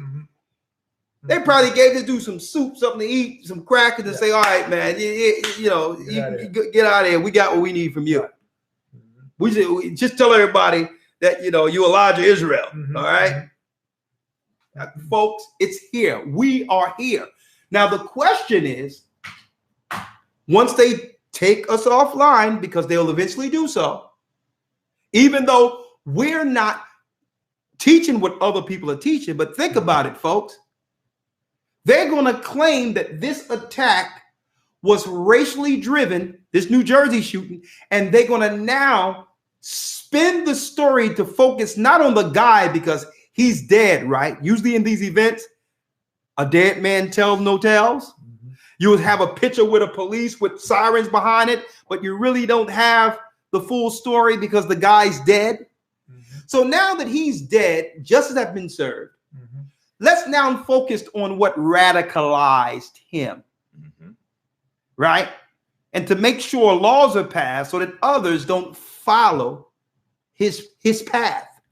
So look for the story now to swing online, that they went through his social media and he was online and he was associated with this group and that group. So now they can tie in this whole event that have nothing to do with anyone and loosely associate any black person who said that they are an Israelite with shooting up something. Can someone say Nero? Nero, fire, false flag? Well, it's see, profound. Now, let's just say if it did happen, like they said it did, it still is not going to stop what they're about to do. So being in front of this, understanding, because we said years ago, no way we're going to prophesy about this going on and not have answers to what we do next. Right? But go ahead, Elder.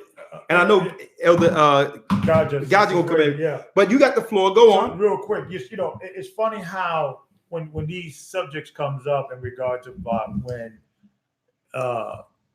when there's discussion about what's going on in the Jewish community or just the institution of the Jewish people, the government, things of that nature, and we talk negative about them, then that, or not them, but the institution and things, because we believe we're not necessarily against Jewish people, we're against lies.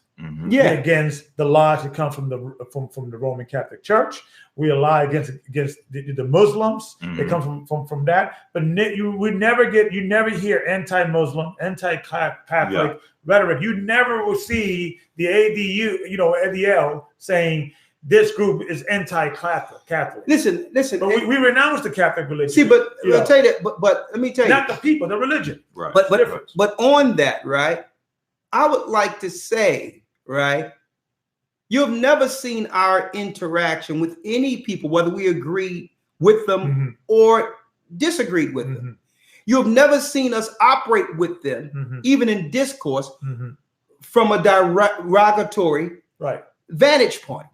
We've always respected other people. And I can say this, even when Elder Gaja got the rabbi online or got him to come with us in Peace FM, that was one of the more respectful interactions or discourses I've had with any people. And I can't say that I got a problem with that rabbi. Exactly. You understand? Because why? A lot of things he said was correct. Because he looked at me and says, well, recall, y'all not following the law. I mean, what you want me to do? Right. He said, if you want to be a Jew, you got to follow the law. He says, you talking to me.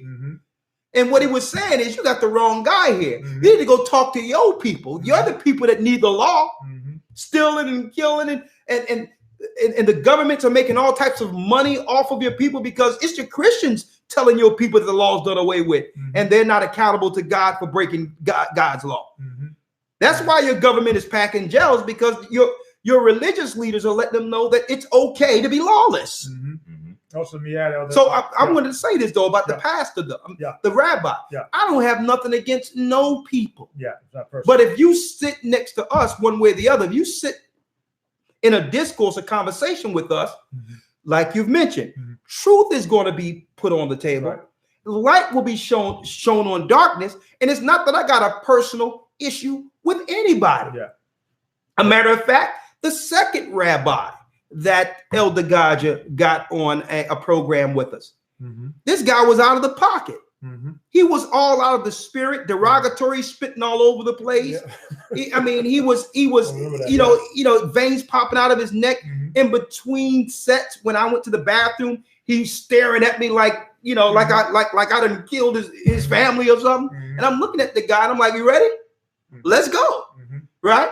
And then, but I had real questions like, what's this thing about this practice about lips being put on children in certain ceremonies? I was just pointing out things that most didn't understand was out there so that he can answer to that. It wasn't an attack on him because he didn't do those things. See, so I'm making it clear. I don't have no problem with any people. I don't have no problem with no rabbis, nobody. Right? Because at the end of the day, truth will shine on darkness. And by default, the sons of perdition will and are being revealed. The question is, because the Lord says that they're going to use the law against us, that the wicked, they conversate amongst themselves on how they will plan against us and will use the law against us at the very end. That's in the Bible. So they're going to do what they're going to do. The question is, are we going to do our part understanding their next moves? And their next moves is to engage and destroy the children of Israel. So now it's time to really be wise as serpents, harmless as doves, and in that begin movement and not being that wall ain't being built, because I don't think it's a coincidence that Trump ran on building the wall, and Vespasian and Titus, after the false flag, built a wall around Masada and destroyed those who didn't leave, who didn't take heed to Christ's prophecies. We were destroyed for staying put. So whatever signs you need to see, fires at the market, blamed on black Jews back in time, 64 AD, it was black Christians.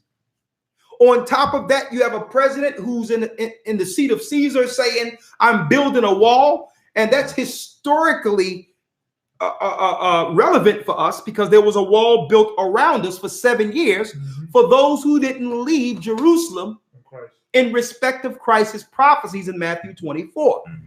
So when the wall was built and there was no place to go and the armies compassed Jerusalem, that began the destruction of our people. We were thrown in the arenas, thrown to the lions. We were ripped apart. We were sold into slavery, on and on and on and on. The last D happened. Destruction.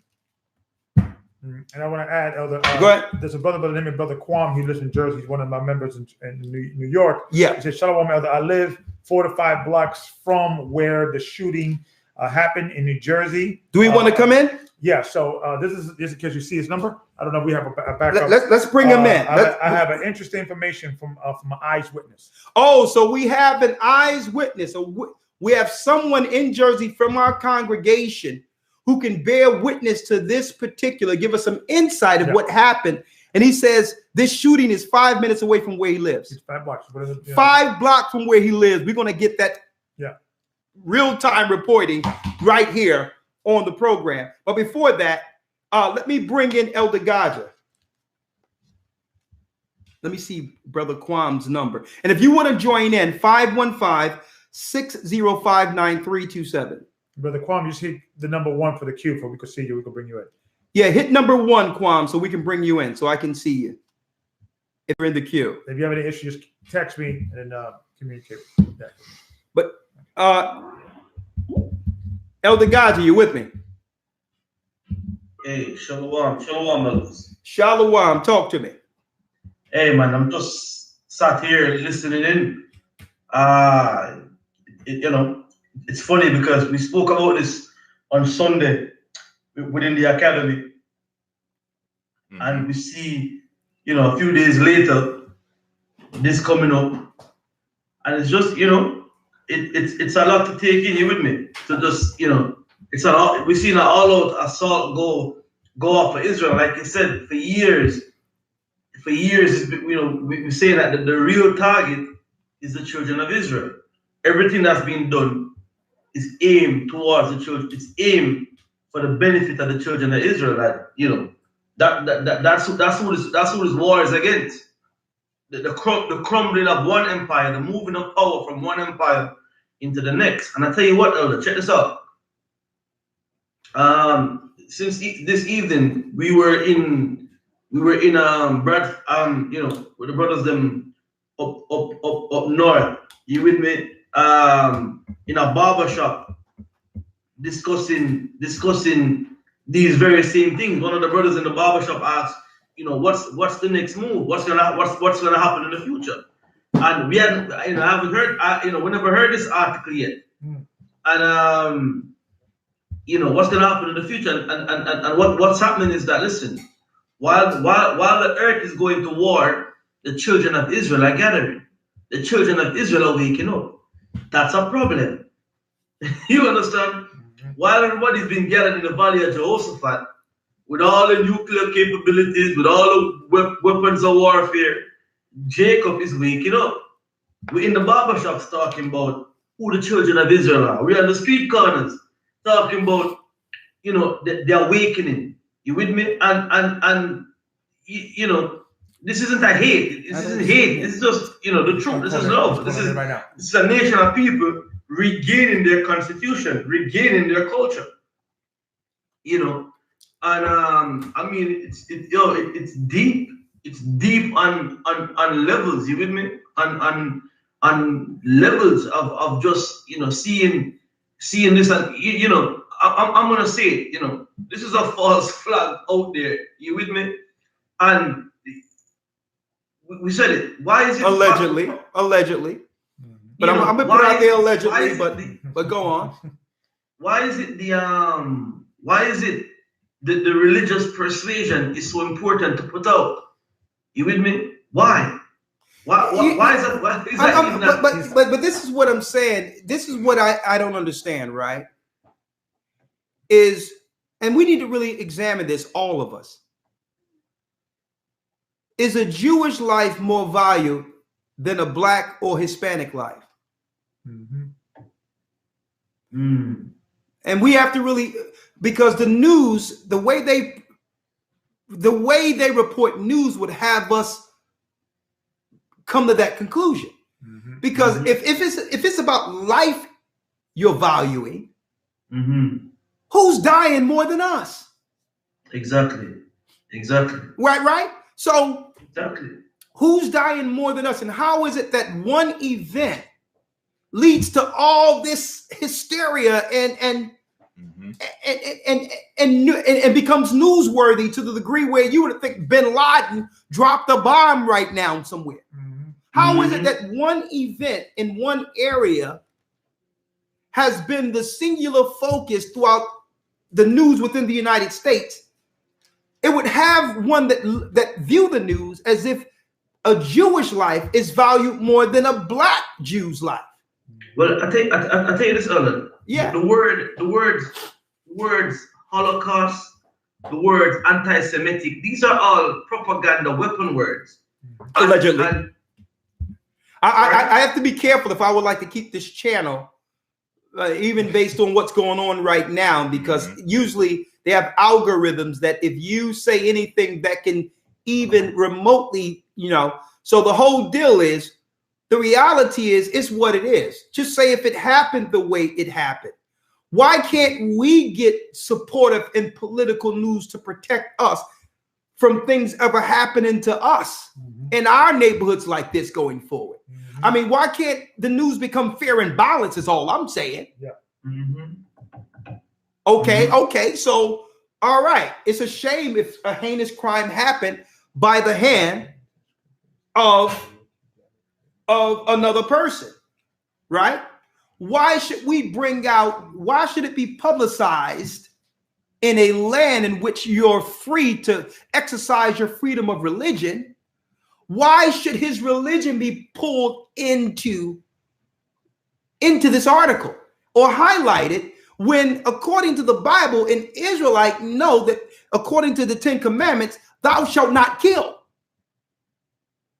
So why would you bring in his religious persuasion and not when Weinstein or Epstein, who not only were they raping children, they were doing all types of things on this island. And that case is still wide open with all the politicians and high powerful people who are still dealing with that island. So I'm sure more than just child trafficking was going on there. Why isn't the synagogue that Epstein frequented highlighted, or his persuasion and what religion he's following is highlighted? Even, let's bring it to this. If you want to talk about that, let's bring it to black people, right? R. Kelly is now on trial in a public opinion and all that.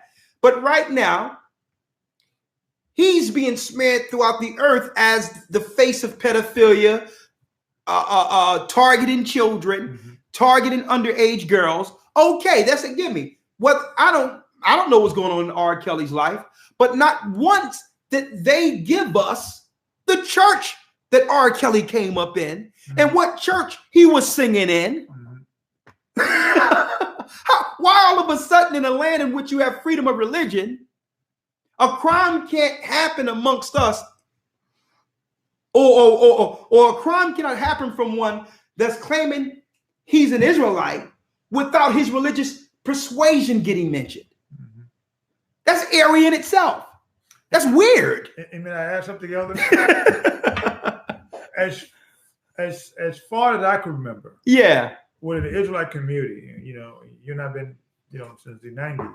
Yeah, it's always been a thing, even with the hate and things of that nature. It was always been a thing that you cannot pick up arms against the white man, Esau, because Christ is going to deal with him.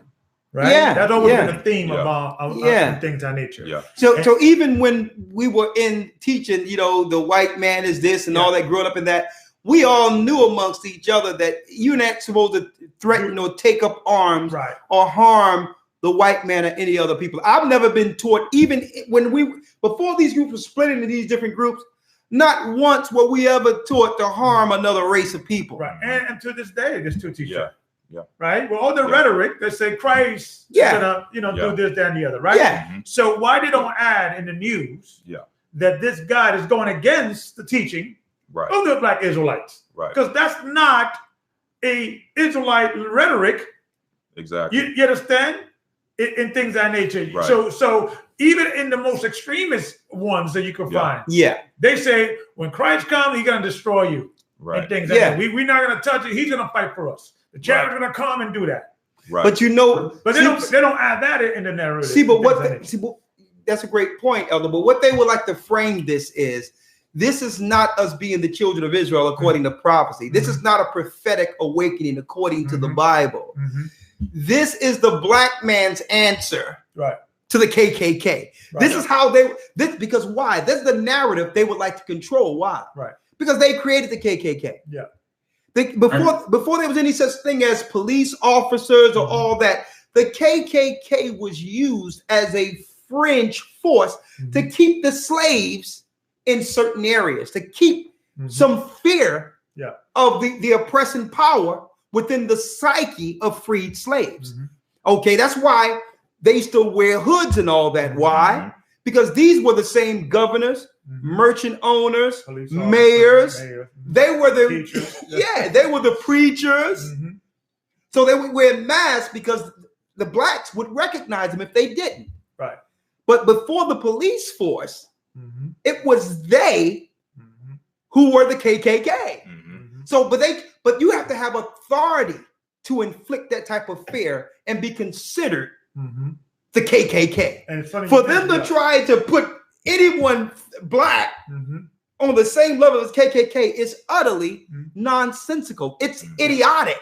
But they will like to frame it in that because that's a narrative they control. But elders, check this out. Yeah. Check this out. And I'm saying this for also for the listeners out there or anybody running into this broadcast, right? Israelites, as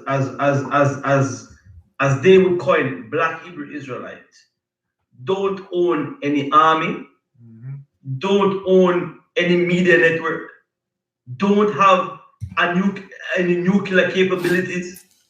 You understand? They don't make weapons.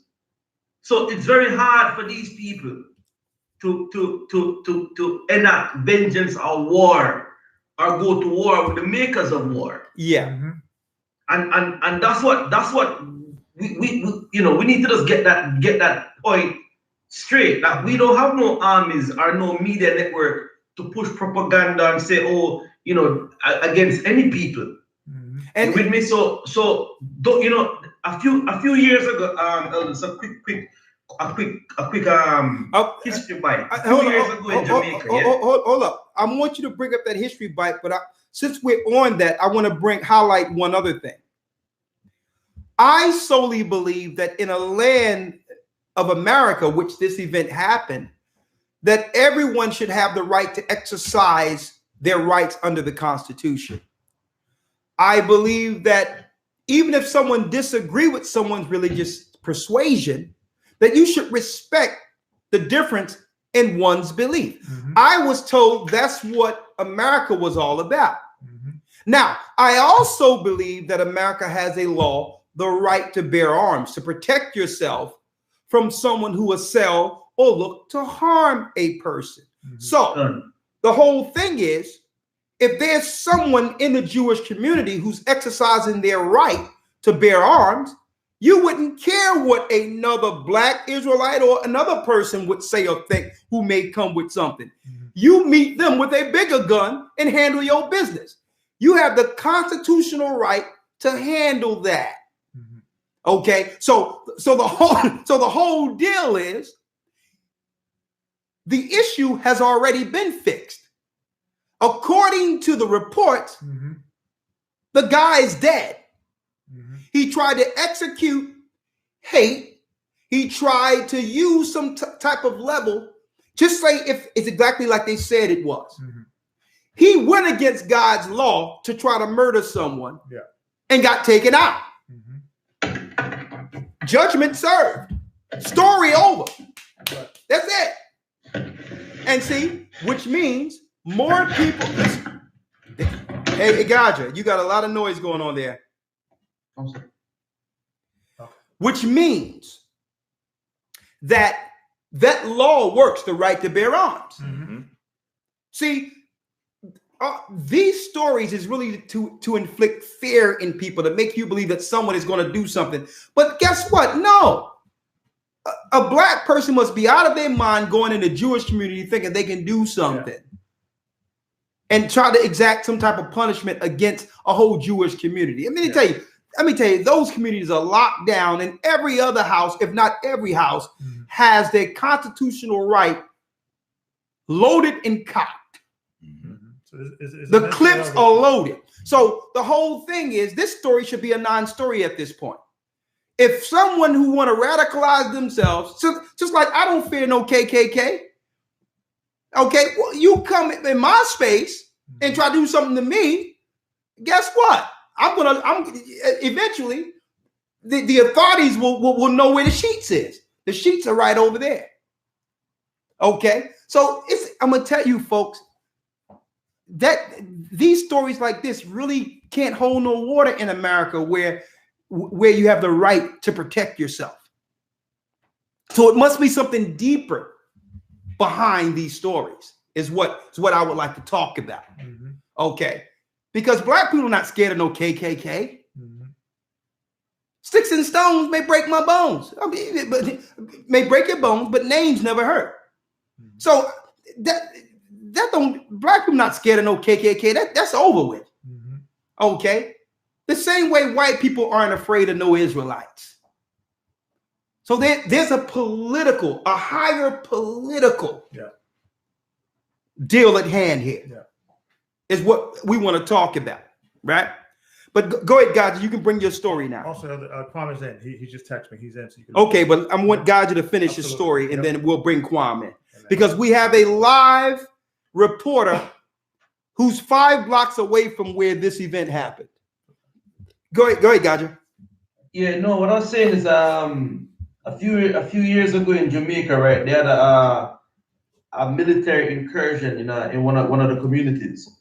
And basically the news report was that they were going in for one of the most dangerous drug overlord in the Western Hemisphere, and the community was overrun by guns, and a big Hollywood fiasco that they made of it, right? Yeah. And at the time I had a friend that was working in the Ministry of Security, and he had revealed to me how long it took them to take the community down, right? And he said it took the security forces no more than 60 seconds, right?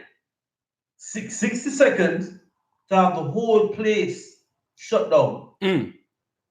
So when they come on, it's like the media is trying to portray something that's not there, as if Hebrew Israelites are armed and ready to go and kill people. You with me? And that is not the case. And I'm saying to the brothers and sisters here who are listening, don't buy into the hype. Don't buy into the propaganda that they're spreading. Like you just mentioned, there's something politically going on more than what we're seeing at the surface. Hey, Gaja, around the corner from where I used to live at when you visited, right? There was a place around the corner where you can go if you want to practice target shooting and all that, just to, this is man stuff, right? Right on the corner from where I used to live. Gaja, you went there, right? Done. Do you think any of those guys that was shooting targets up in that place are concerned about Israelites? No, absolutely not. I mean, it's a joke. Yeah, absolutely not. It's a straight joke. Just say that it's the media drumming up these fears in the people to make people believe that something exists where black Israelites are coming together saying, okay, where's the synagogues at? Give me the pen. Give me the pen and the strategic. The general gave me some, here's the map. We got a synagogue over here and a synagogue over here. Let me call Uber. You probably don't even got a bicycle. Your license is suspended. You trying to call Uber to a synagogue. I mean, are you kidding me, man? This is nonsensical, folks. It's not real life. It's TV. Right. It's news. There's talking points. The reality is, I mean, the Jewish people wish you would bring your behind up in there talking about you're going to do something. Mm-hmm. You can be on that corner with it. But let me tell you, Jewish people have their communities on lock. Mm-hmm. Even the police don't have no authority within the Jewish community. Mm-hmm. Even the guy in the report said, we work with the heads of their houses of worship. Yeah. They tell us what we need to do. Yeah, the police are saying, we work. We have a good relationship with them. You better have a good relationship with them. Okay. Or you'll be cleaning up a barn somewhere. They relegate you to the feces detail. Okay. So, I've never seen a police say, well, we have a great relationship with the Negroes in North Philadelphia. Let me tell you, man, folks, there's a bigger political scenario going on here. It's the demonizing before engaging. And we told you years ago this would happen. The brother's on the line. Before you bring him in, I want to say one thing. I want to give the other side of this, more so going to a point you were bringing out earlier. The fact that we knew this time would come. Yes. We knew that this was on the horizon. And we also knew that they gave us an avenue, which really, it's really a caveat, or it's our saving grace to a degree. And what do I mean? I'm talking about social media and the ability to come online as we are now and to broadcast our beliefs without restraint. Now, of course, those things are changing, but we had a time of years being able to come on scot-free and present the truth and the gospel of Christ. Yeah, free media. Exactly. Now, this is something that, going back to the persecution of, I guess you would say, of Islam and things of that nature, they didn't have this caveat at that time to bring out, the alternative view as to how things are being negatively presented against their favor. Yeah, we had the caveat, and I say we as a whole, exactly. We misuse that caveat to a degree, because instead of just coming and bringing the light and the truth of the gospel, we had to bring those things that we brought up earlier. We had to show ourselves as some type of military stance. And I'm saying we as a whole. I want to make this clear. There's no such thing as one autonomous Hebrew Israelite group. And I believe that's the reason why in these stories they keep saying Black Hebrew Israelites, because you can't identify who that is. And guess what? You never had an Israelite organization ever deem themselves Black Israelites. Exactly. Ever. Matter of fact, many of us view that as an insult. Yeah, it's an insult. Because we never call because why should I call Israelites what the scriptures say they already are? Exactly. I don't have to call them black. The Bible says they're black. The Bible say that part. Right. Feet like brass burned in the furnace. Yeah. Exactly. I don't even got to deal with the black part. Right. Exactly. And not only that, we're Hebrew Israelites based on our forefathers. And it's deeper than language. Some people would say, well, Hebrew, do you speak Hebrew? Hebrew only comes from Eber. Okay, the language crossed over from a righteous man by the name of Eber. We're saying we're from that bloodline that leads to the bloodline of promise, Abraham. Whatever language we speak. It doesn't matter, because the Lord says that we would learn this truth in a new tongue. Right. In a stammering lips, in a new tongue will I speak with these people. So it didn't have nothing to do with the language to why we're Israelites. We're Hebrew because we stem from Eber. Exactly. Right. We're Israelites because through Eber came Abraham, Isaac, Jacob, and Jacob had 12 sons. Exactly. And when we went into the land of Canaan, after being absolved or saved from the hands of Pharaoh, the land became Israel, a prince of the power, and we are the children of Israel. And there's nothing more condescending than someone else trying to define us. It's like me trying to define white people. Listen, you can say whatever history you want. The Bible says you're Esau. That's it. There's no conversation of, well, white Edomites, white. And it's condescending, and it's almost It's a play on it's an insult to our intelligence. Mm-hmm. It's like saying that all white people together is a group. Right, exactly. It's utterly ridiculous. No, you are a nation of people. That means we cannot come together under our bloodline unless it's some type of shady group going on. Right, right, exactly. It's an insult to our intelligence, and we're not dealing with it. And it's only articles like this and thought process like this. It's really to affect the ignorant and unlearned of our society. Exactly. Who are not willing to take the time and effort to think beyond their educational grade or their programming. Right? Yep.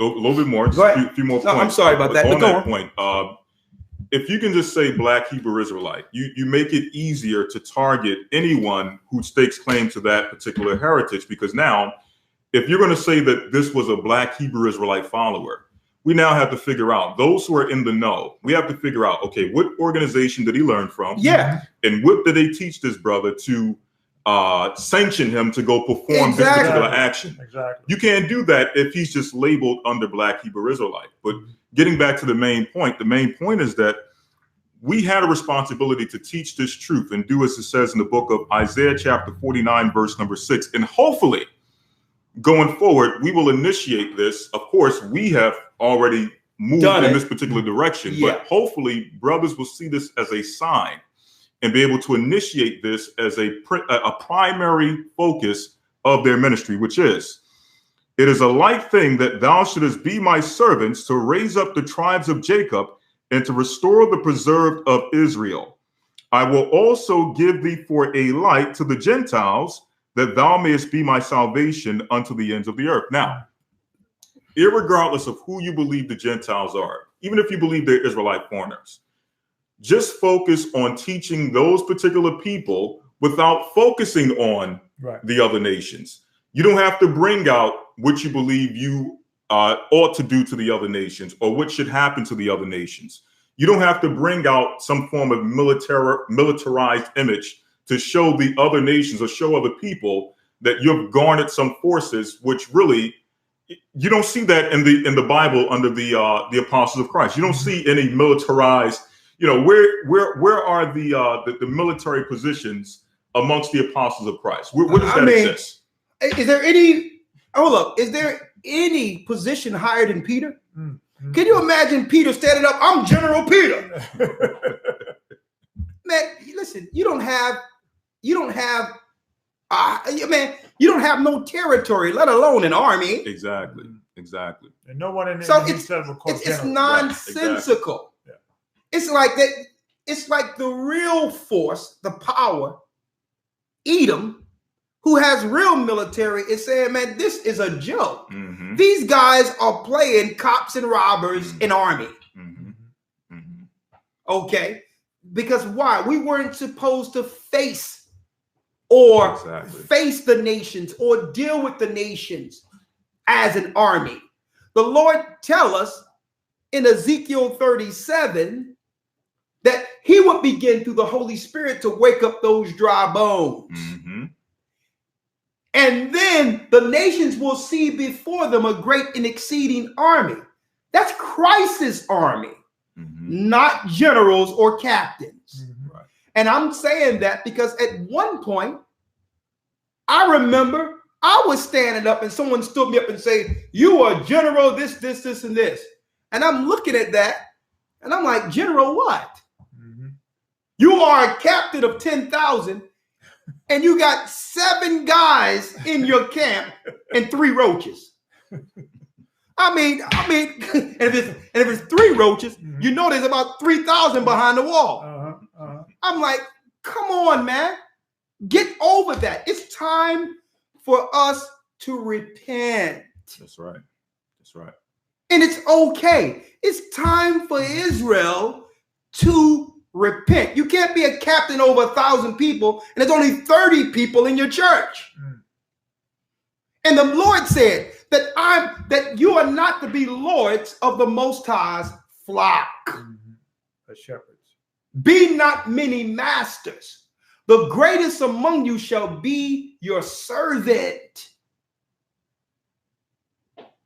We have to break it's like we're feeding into their stereotype. Like, I'm gonna tell you, it would stifle their campaigns if we, as Israelites all together, just walked in the ministry of Christ. And that's the point. And teach all nations. And guess what? You can tell the nations what their forefathers did. I tell Israelites all the time what our forefathers did, and it's led to this hell.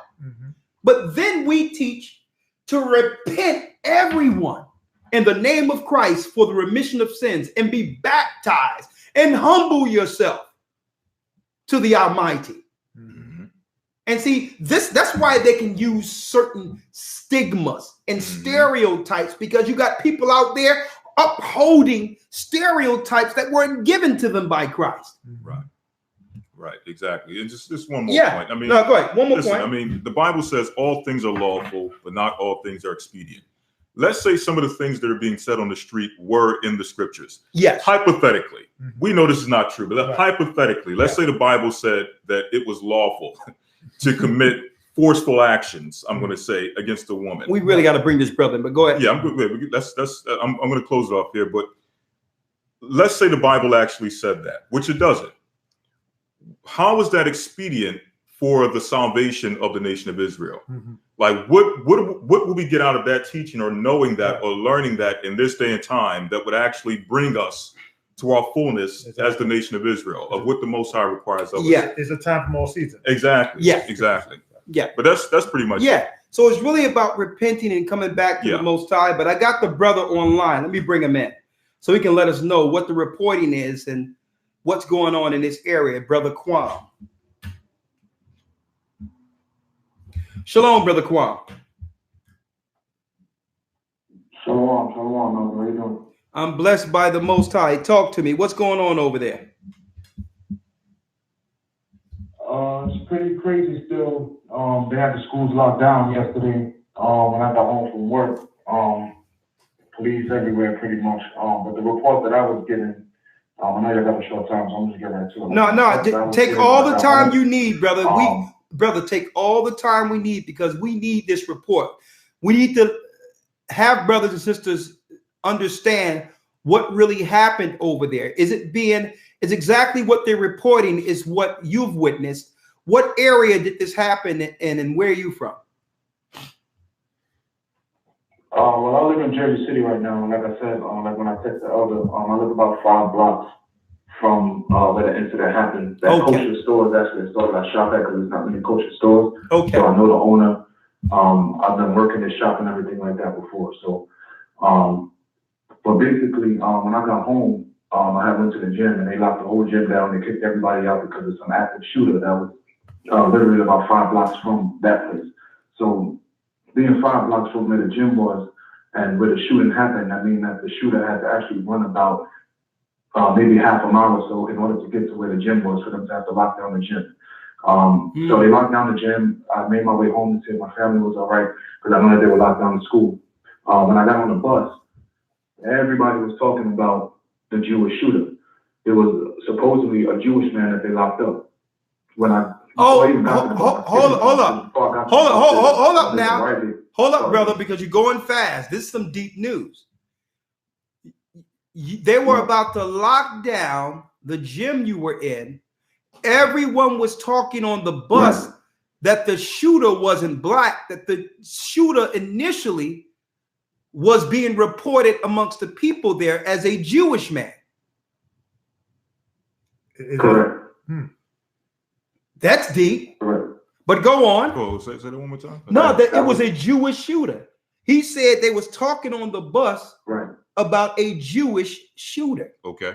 So the initial report from amongst the people that were on the ground that it was a Jewish person, not an Israelite. So then what, brother? That's actually the second part, because I actually heard that it was a Jewish shooter before, from somebody that was actually an eyewitness of when they locked him up. There's a brother I know at Rite Aid that's interested in being an Israelite that I always spoke to. And he stopped me and said, yo, bro, you know that the shooter that they locked up, you heard about the shooter? I said, yeah, they locked the gym down. He said, well, you know, the person that they locked up, he was Jewish. I was like, what? He's like, yeah. And, you know, we started having a conversation. This is breaking news here. This is breaking news. So, Kwam, you're saying that the brother you were speaking to from your neighborhood said he witnessed police officer arresting the gentleman that shot. That's what I'm hearing you, right? Right. And it was a white guy. Hold on, brother. Are you saying that the eyewitness report was there was a white guy that was arrested, a Jewish guy? Correct. That was the first report I got, and then when I got so on when the bus, this is hold on. This is a change of events. When did he turn black? When did this happen? When did we get the story that I'm witnessing and reading on the news today? Talk to me. I believe that happened about maybe like 3 hours afterwards, 4 hours after. Like everything was on lockdown. So the original narrative is that the guy seen a white guy, a Jewish guy, being arrested for assaulting or selling a synagogue. That in the scene he seen was a white man handcuffed. It was 3 shooters. Now, could it be that one of the 3 is being reported because it says one of them was an Israelite? So could it have been? And that's deep. That's deep because if one was Jewish, why are they only reporting on the one that was an Israelite? But go on. Right. Give me. I'm going to be quiet. Give me everything you have. There's a lot of stuff that. Go ahead. Okay, got you. There's a lot of stuff that's not being reported, to be honest, because what I heard first was that they had already killed the 2 when I was on my way home to get on the bus, and he saw the 3rd one get arrested. There was supposed to be supposedly they were reporting that there was another shooter on the roof across from the Jewish synagogue and the kosher supermarket. So anyway, when I get on the bus, they're all like, yeah, we're worried about the Jewish people moving into the community. If they can do this to their own people, then what they're going to try to do to us and this other kind of stuff. So people were like frantic, like they were worried. So when I got home, I checked on my family, I checked on everything. My wife told me that there was a drug deal going bad. On the news, it stated that it started in the cemetery, a shootout in the cemetery that led to the blocks where I live. When I woke up in the morning this morning, I went to the store. There was a Muslim guy that I know that I get work done sometimes with, and he said, I'm like, yo, the shooters yesterday were Jewish. And he said, exactly, that's what I'm trying to tell everybody over here, that the shooters were Jewish. This was right on right crime. I saw what happened and this, that, and the third. So we get into talking about that as well. So everybody in the community knows that it was Jewish people. Where the 2 black people come from, I don't know. Okay, the question is, the eyewitnesses that you have, is it possible that you could get their information so that some cameras or something can come and actually interview them independently? Because it's deep, because usually when it comes to these events, and that's why I said you can't react one way or the other off of the initial report. Because usually when you have these events, these isolated events where stuff is blocked off, they already have photo ops and all that. Usually it's 3 or 4 different stories in these type of active shooters. And usually at the end of it, it's one story that sticks. It's like they confuse the people in the community so that they cannot report one way or the other. So on the ground, it's something different. But there's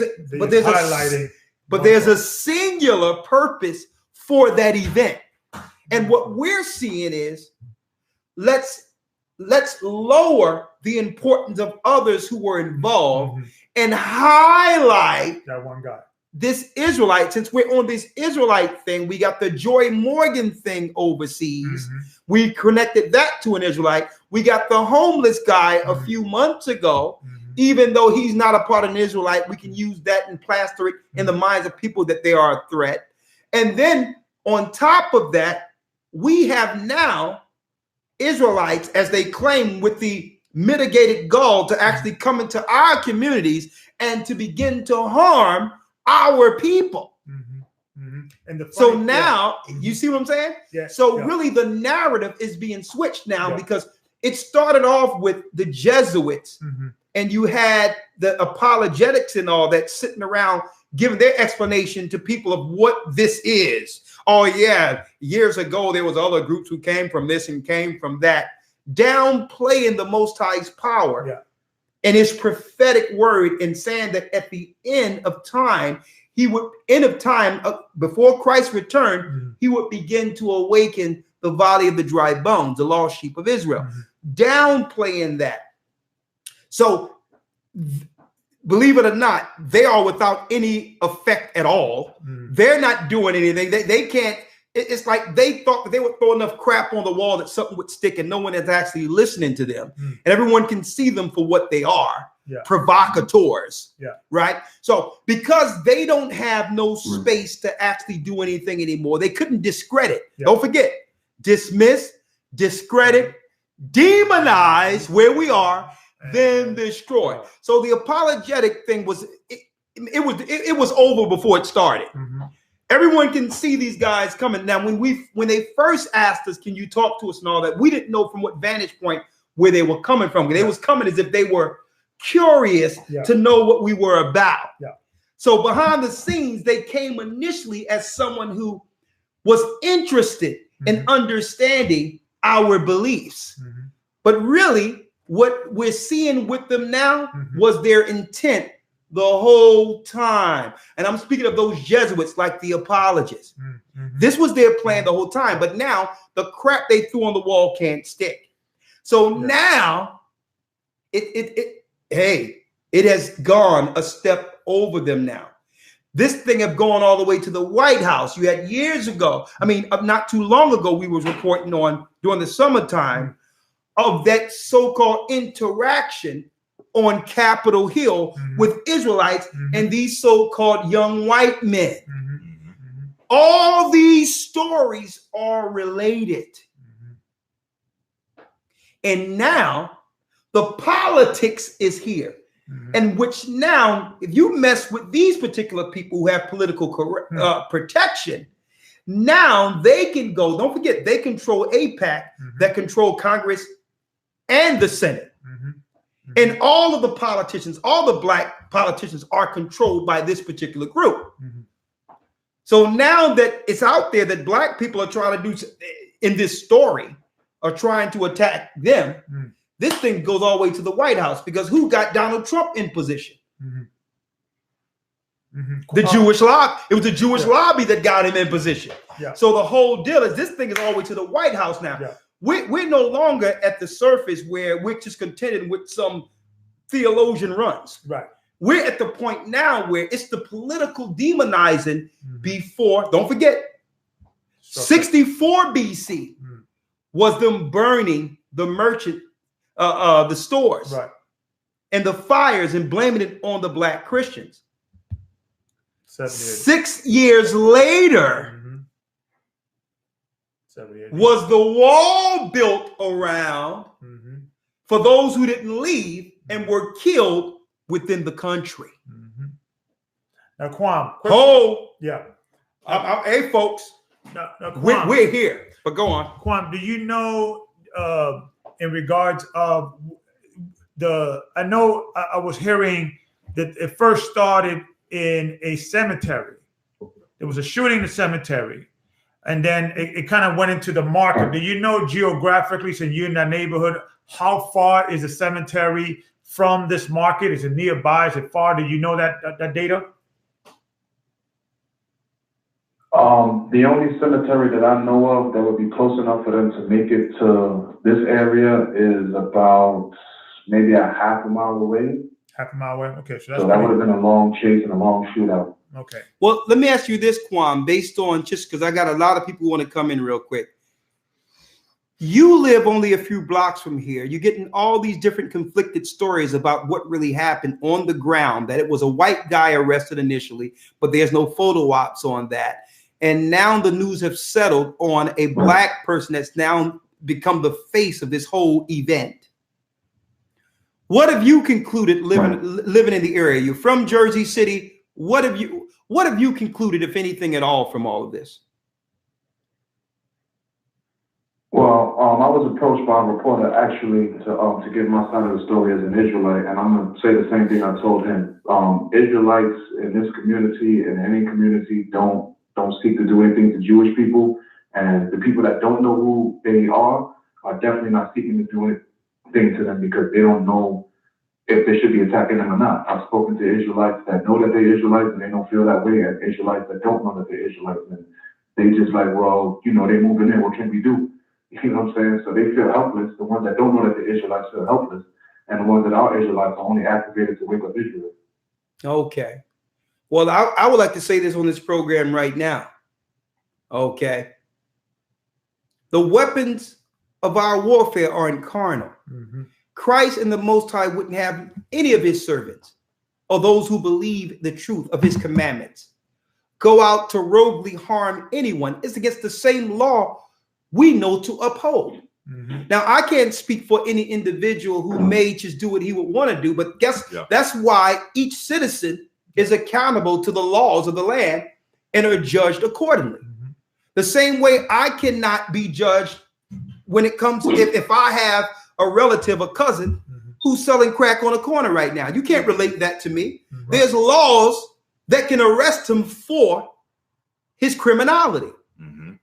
So I can't speak for all Israelites, but I can speak for Israel in the Bible and what God command his people, what to do and what not to do. Mm-hmm.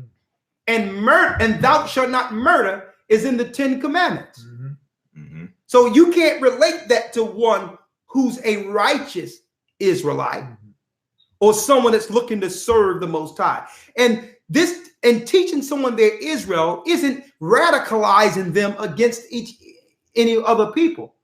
It's more so them finding themselves and understanding the God they serve. And if they are a true Israelite, their surroundings are better for it. The people they engage is better for it. If they are Israelites according to Christ. Mm-hmm.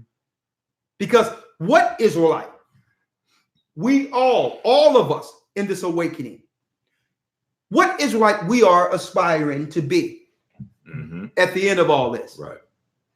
Let's get John 1:45, and we're going to go down the line. Anything else you want to say before I open up the lines? We only have 25 minutes before the show's done. Yeah, I just want to say one more thing about the culture shock. To be honest, for brothers to run over there and to try to shoot it up, you would have to know it's a kosher shop. There's no signage on the door. It's covered in black. It's all black. Like, you would have to know that it's a kosher shop. And like I said, based on the information, there's not one person out here that's reporting that it's 2 black people or 1 black person. One black person at all. Okay. There's been 3 shooters from the beginning of the time, and one of them was on the roof shooting from the roof. That's all the reports. Okay, from eyewitnesses on the ground. So to be clear, the first time you heard about a black person being a part of this altogether was through news reporting. There's nothing on the ground in Jersey City to say that a black Israelite did anything. No. Man, I'm so glad, Gabar. I'm glad this brother contacted you. I'm glad, man. I praise the Most High that you get on. You're on, because that's why when Elder Gaja was speaking on it and saying, well, what he believed it was, I say, listen, allegedly, because we don't have all the facts. We don't have no one on the ground. There's no witness. But let's take it from either angle. Yeah. If it wasn't true, or if it's true, what does this mean for us? Because either way, the laws are going to be passed. Yeah. Exactly. And it's funny, I'm getting texts. Trump is addressing the anti-Semitic attack. Huh? So he's addressing the anti-Semitic attack. Who's addressing it? President Trump. Donald Trump right now. This is deep as we speak. Didn't I say this is going up to the White House? Folks, I didn't even know about this story until Gabar just pulled it up. Donald Trump is actually speaking on the anti-Semitic attack as we speak. Don't forget, a false flag happened under Nero 6 years before Vespasian and Titus built a wall and the Roman army came against Jerusalem. Mhm. Trump, wall, fire at a merchant place, Mhm. burning the stores Mhm. as a pretext to demonize the black Christians, the Jews. There's nothing new under. Let me tell you, out of every teaching we had today could be one of the more resounding times of this whole awakening, this whole truth. The most resounding time in prophecy, because everything we said on the street before there was any such thing as a gathering of Christ church is going down right now. Blacks are now, that's right, the face of terrorism. And let me tell you this, folks, it's not about whether or not you with a group. If you are an Israelite who claim to be from the tribe of Judah or the children of Israel, by default, you will be labeled. Because you notice when they give these reports, they state in bullet points what these particular people believe. Mm-hmm. So if you believe that you are a child of Israel, the only people that can claim to be the people of the book are those who mainstream have promoted as the people of the book. If you claim to be an Israelite and you're not approved, kosher approved, under a rabbi, you can be labeled a terrorist. We're here. It's went all the way to the White House, everything that's been highlighted. And not only that, it's the sign of all signs. Because the Most High had us go out and set up churches and say, listen, we're teaching the Jews first and also the Gentiles. We're going to be a light to the Gentile. Ain't going to be no hate crap going on. We're going to teach this Bible as it is written to be protected in the time of trouble. And not only are we going out, refuge will be made as churches are getting established, knowing that eventually the war will begin and the wall will be set up and the borders, according to prophecies, will be shut. The same way as it was in Masada, they're not going to allow any trucks in, no health care in, nothing. There will be no food coming into our communities. The water's going to be damaged because the reservoirs are going to be shut off, and it's going to be Masada all over again within Babylon. It's coming. And it's upon all of us right now to take self-evaluation of ourselves and understand where you stand with the God of Israel. Repent, be baptized for the remission of sins. Whatever you've done, it doesn't matter. Become a new man and do it right. Become a new woman and do it right. Follow the book. And listen, I can't listen. Our church, and what I'm saying is only Christ can save. It's not possible to set a refuge for billions of people who might be in trouble. It's an impossibility. The only thing we can do is teach the gospel and say, repent and meet us in the wilderness. Okay? But make sure you're baptized, become a part of a body, and get direction.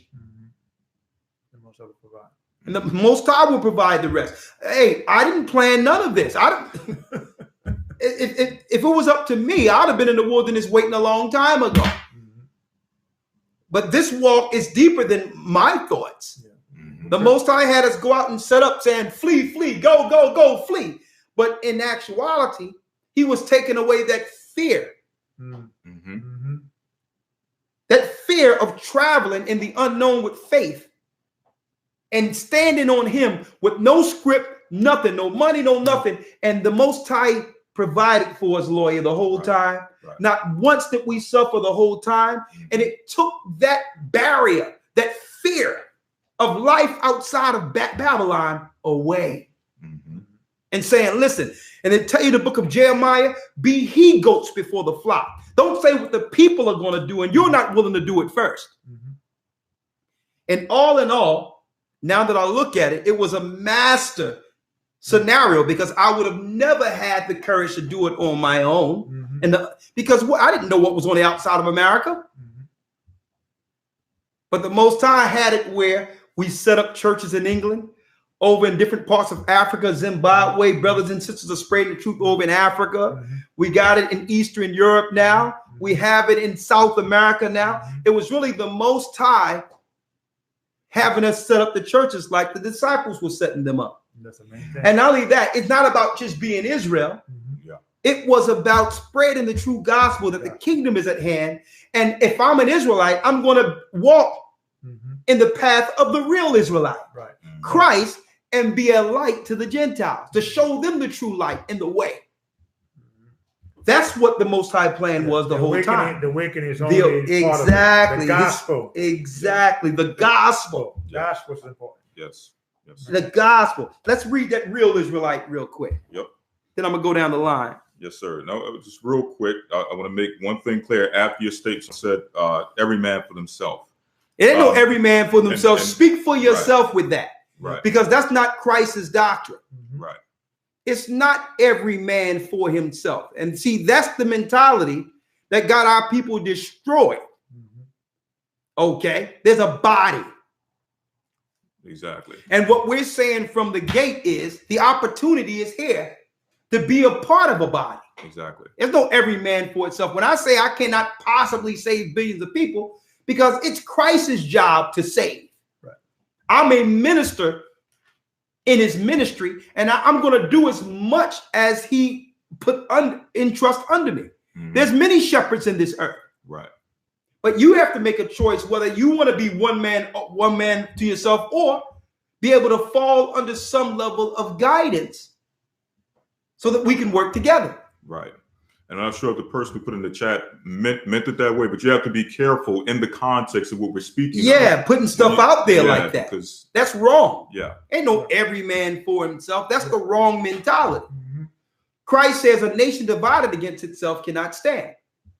But one thing we're not going to do, we're not going to align ourselves with those who disagree with the gospel of Christ and the tenets that was set up under his ministry, the principles that was left in the book of Hebrews, because two cannot walk together lest they be agreed.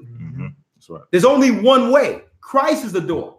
And unless you baptize, you cannot come into the fold. And Christ made it clear. Christ made it clear. It's his fold, not the gathering of Christ church. Who's my brother? Who's my sister? Exactly. You know, we're all brothers. Hey, no, you can shalom all you want. Listen, brother. Christ chose water. Right. I chose water. Will you? Right. It's not about. It's about you can shalom me till the kingdom come. Right. I see you on the other side, brother. Follow the gospel. It's not a big thing knowing you Israel now. Everyone knows now. Everyone knows that we're the children of Israel now. So we can't have that shalom, brother. And because, brother, where your fringes at? Yeah. I see my fringes. Yeah, we brothers, man. Yeah. That's not it ain't about that no more. That's not salvation. That's not the door. So Christ chose baptism. John paved the way as that sign, that voice in the wilderness. That's a sign to know who's in Christ's body. I don't care how many scriptures you know. Two cannot walk together lest they be agreed. And you can have other people who are going to look at what we're saying and be like, man, flee stuff, flee. I'll tell you what, wait for the UFOs to come get you. Yeah. That's right. That's fine. If they get you, since Christ is going to gather us from the four corners of the earth, you got to worry about where we're fleeing to. We'll see you over there. Right? We'll be already over there. Hey, we'll be there when the ships drop you off. Right. We'll shalom you off the ships, the mothership. Okay. But go on, other lawyer. St. John chapter 1, verse number 45. Philip findeth Nathanael and saith unto him, we have found him of whom Moses in the law and the prophets did write, Jesus of Nazareth, the son of Joseph. And Nathanael said unto him, can there any good thing come out of Nazareth? Philip saith unto him, come and see. Jesus saw Nathanael coming to him and saith of him, behold, an Israelite indeed, in whom is no guile. An Israelite indeed, in whom is no guile. And guile is trickery. Christ is the Israelite. He's the door. And that's the example, should be the example for all Israelites. And that's including how he interacted with Gentiles. You can't bring your personal hang up along with this righteous awakening. It's not appreciating the Most High giving you your promise, your identity, your understanding back.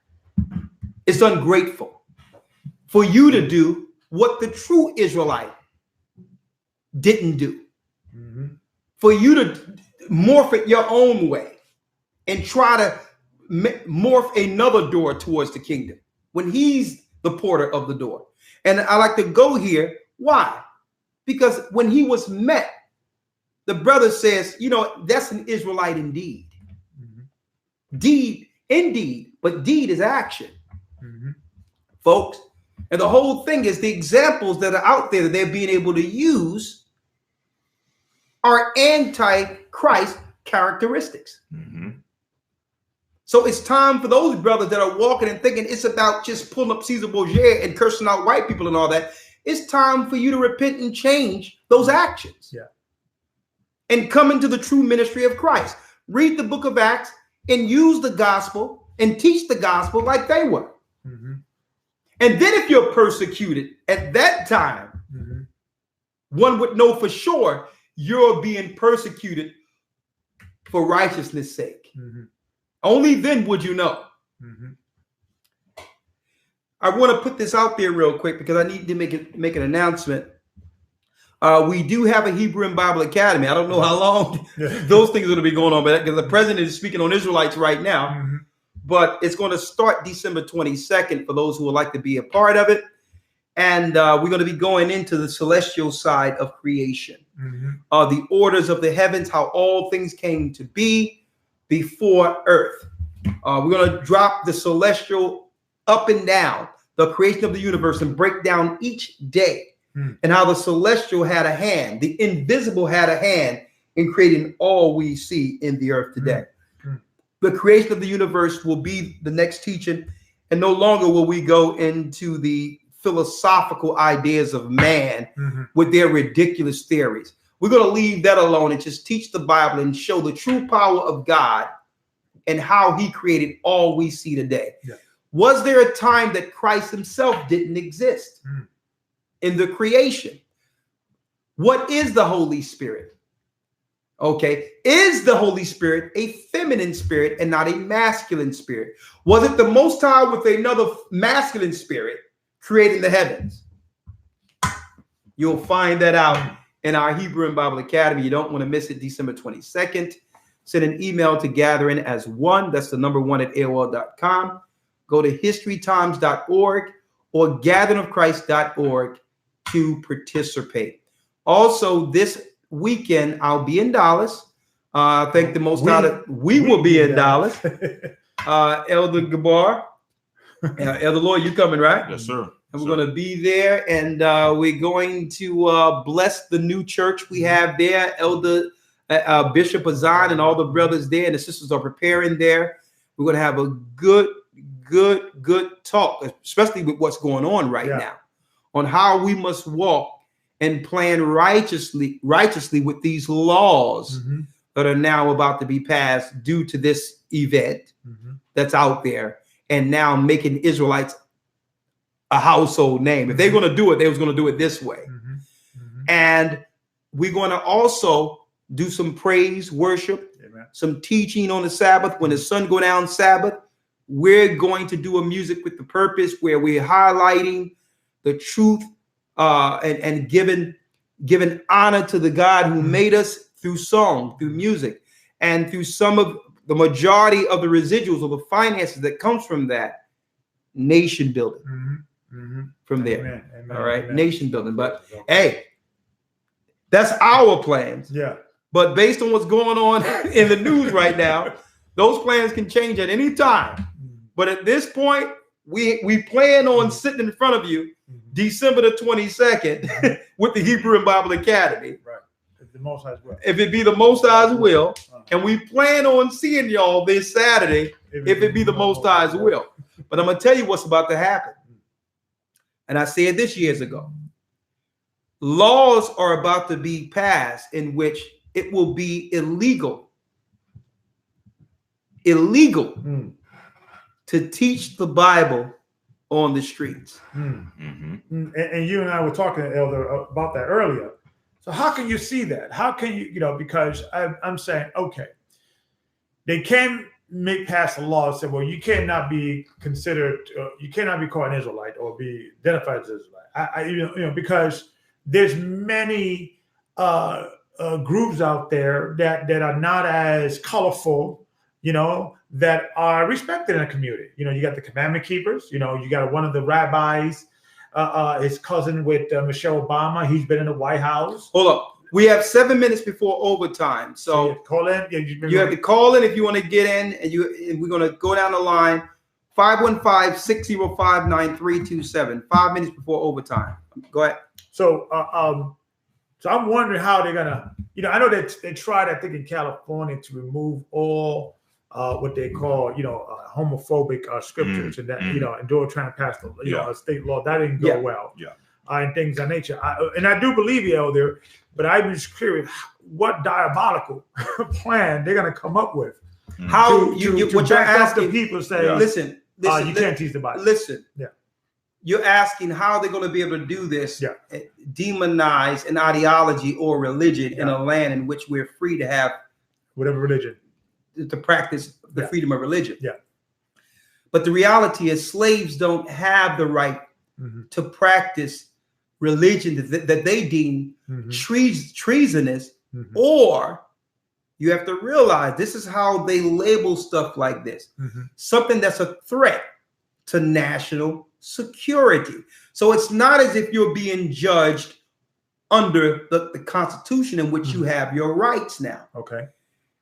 You or we or others who claim out publicly to be Israelites can be deemed a terrorist under the Patriot Act.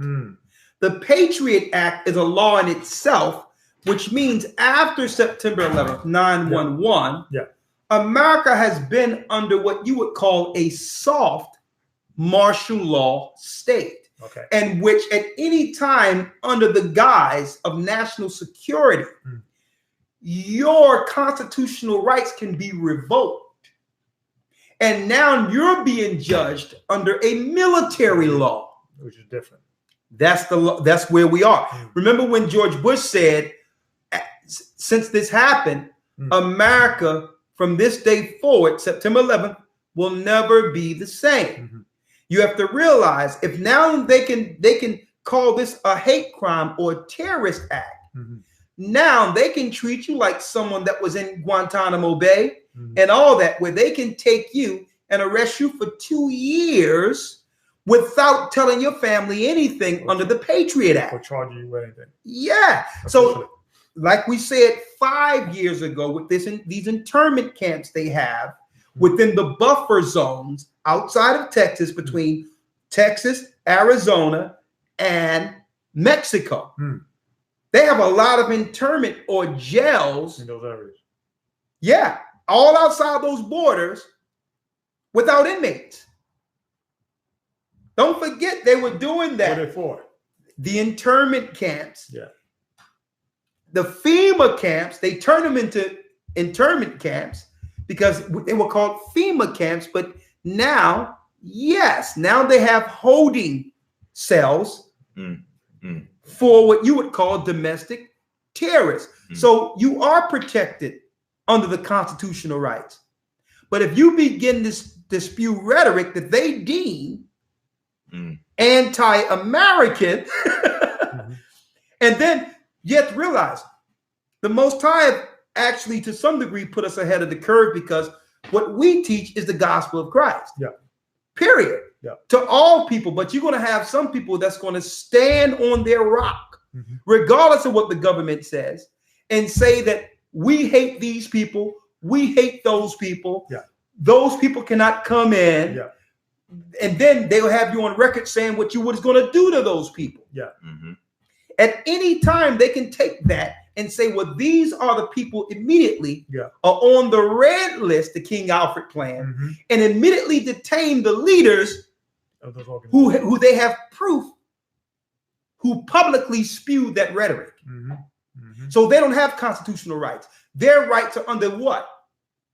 Wartime criminal law. Right.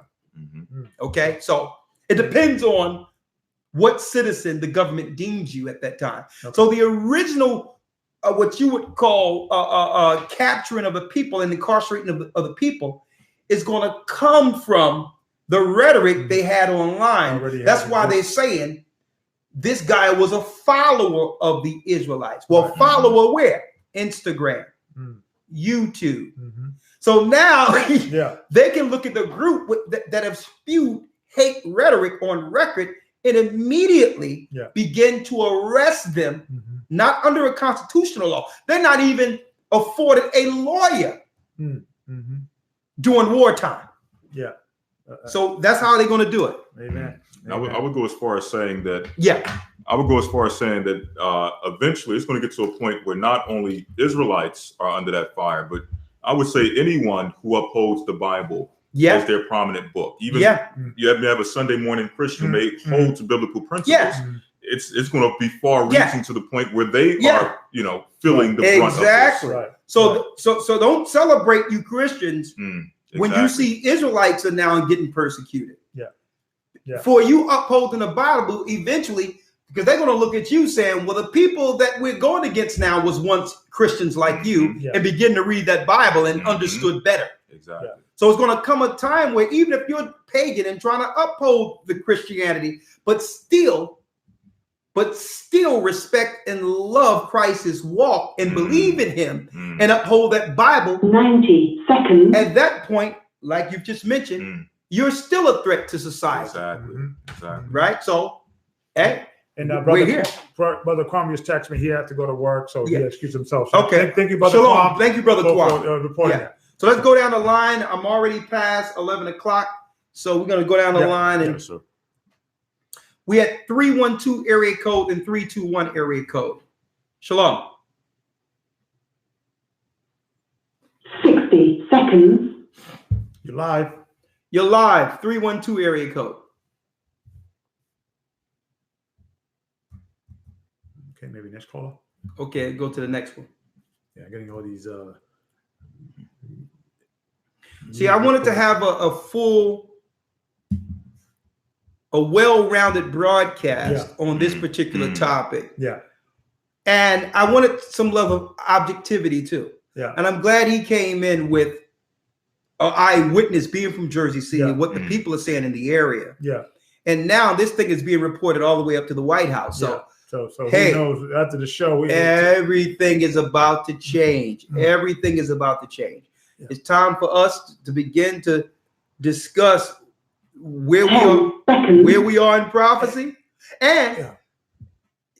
in the car, you were saying to me, Elder Gabar, that we have to come and realize and respect when the Most High have shown us that this is all we can squeeze out. our work is really done here in America. Yeah. It comes a time where Yeah. we have to understand this is it. Yeah. And it's the only place we ever known, Mm-hmm. but here we are. Mm-hmm.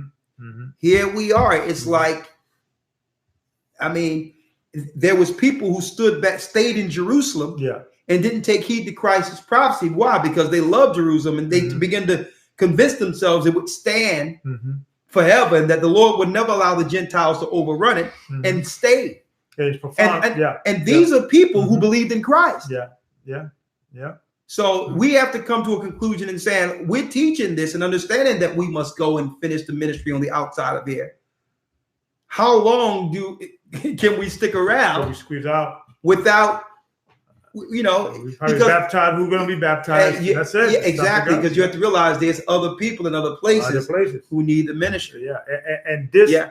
single event because the whole thing, we got to preach the truth. We got to preach the truth. We gotta, Four corners of the earth. Corners. Yeah. This single event, at least in the United States, in the United States is the world superpower. So whatever goes in the United States goes throughout the whole world. Yeah. That the Israelite thing, the African Americans, Latinos, and natives are holding on to this blood lineage, in things of that nature, and also the gospel. Yeah, it's going to be taught to the point that there's nothing else we could do because everybody already knows. See, but the whole So thing we got to is go this. to the next time. I would like to say this though. Yeah, we went like he-goats before the flock the first time, but it's not about planning and make it clear. It's not no one man for himself. Yeah, we a body, we a church. Yeah. So of course these conversations are going to happen amongst us, so that we can say, well, here are our options.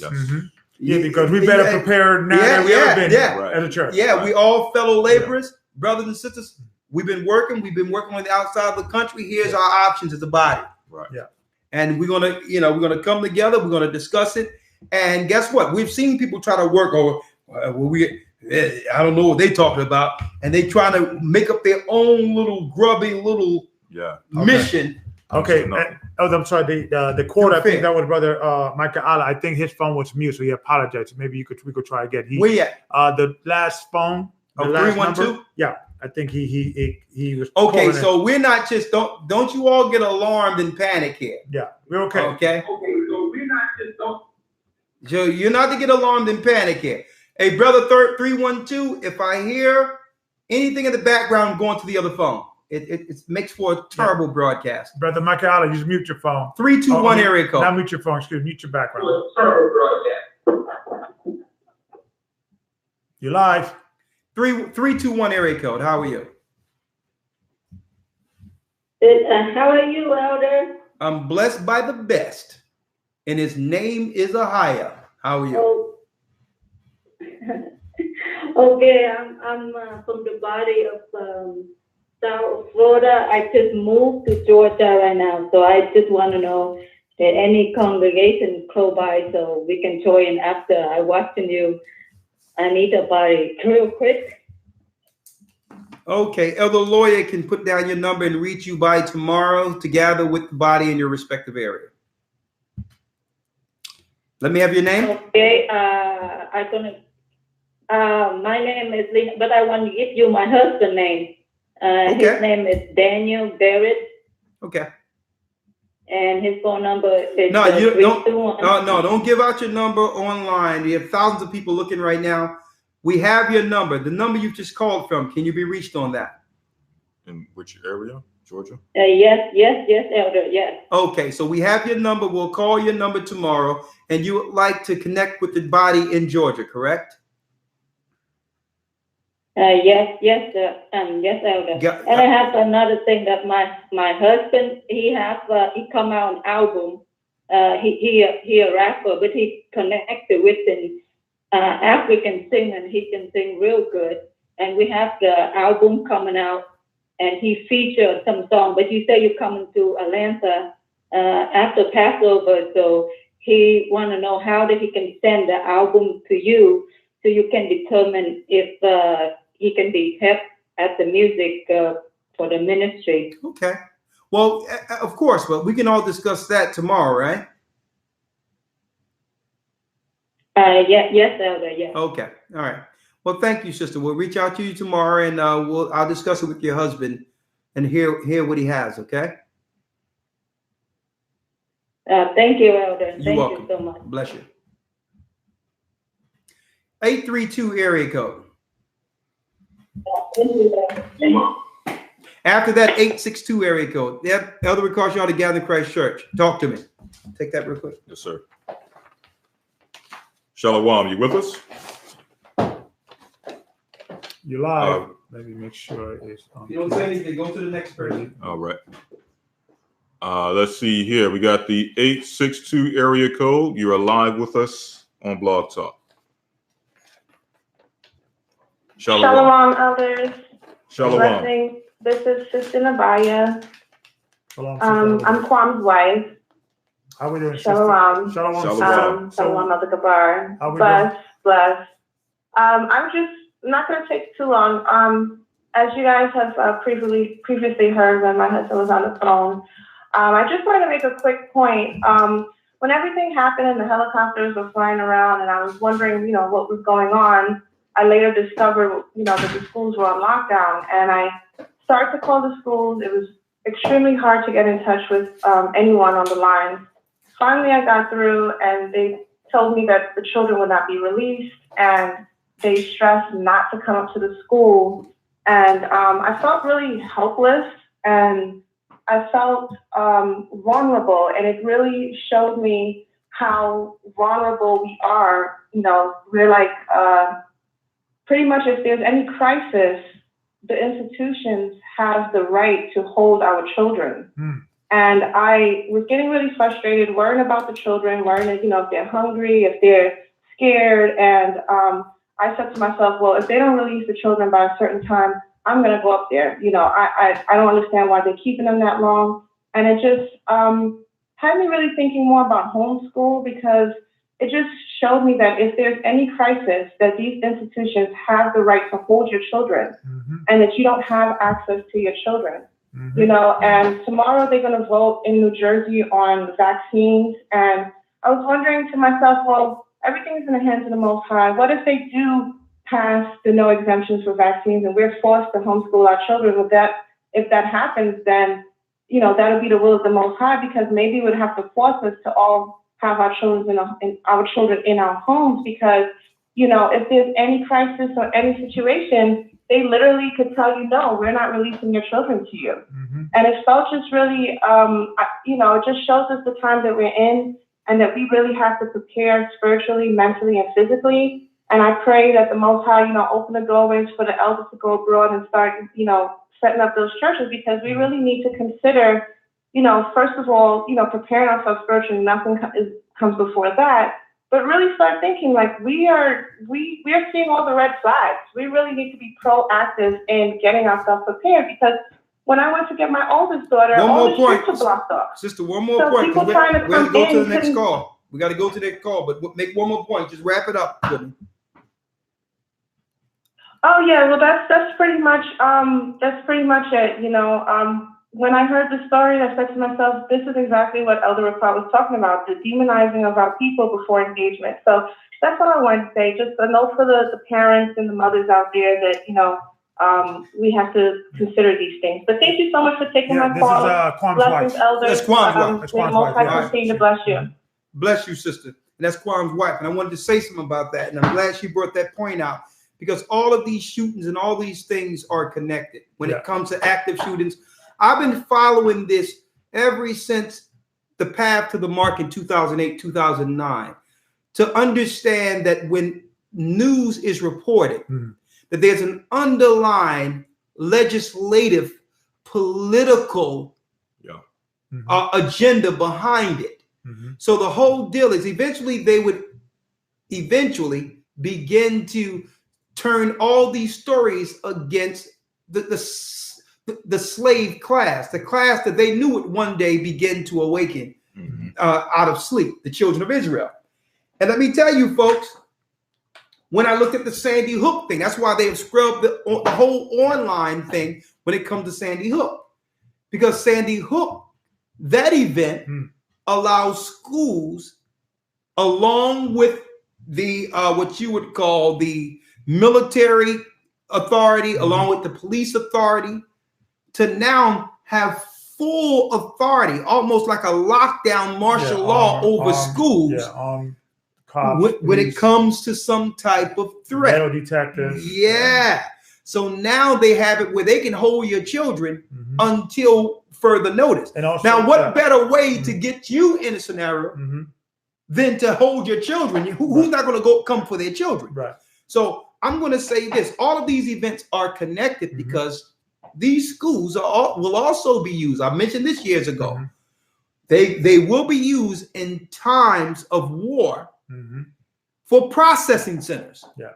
So I'm going to tell you, that's why they had drills when we were growing up, drills in school and all that. In case something happens, you go outside and you file in the line.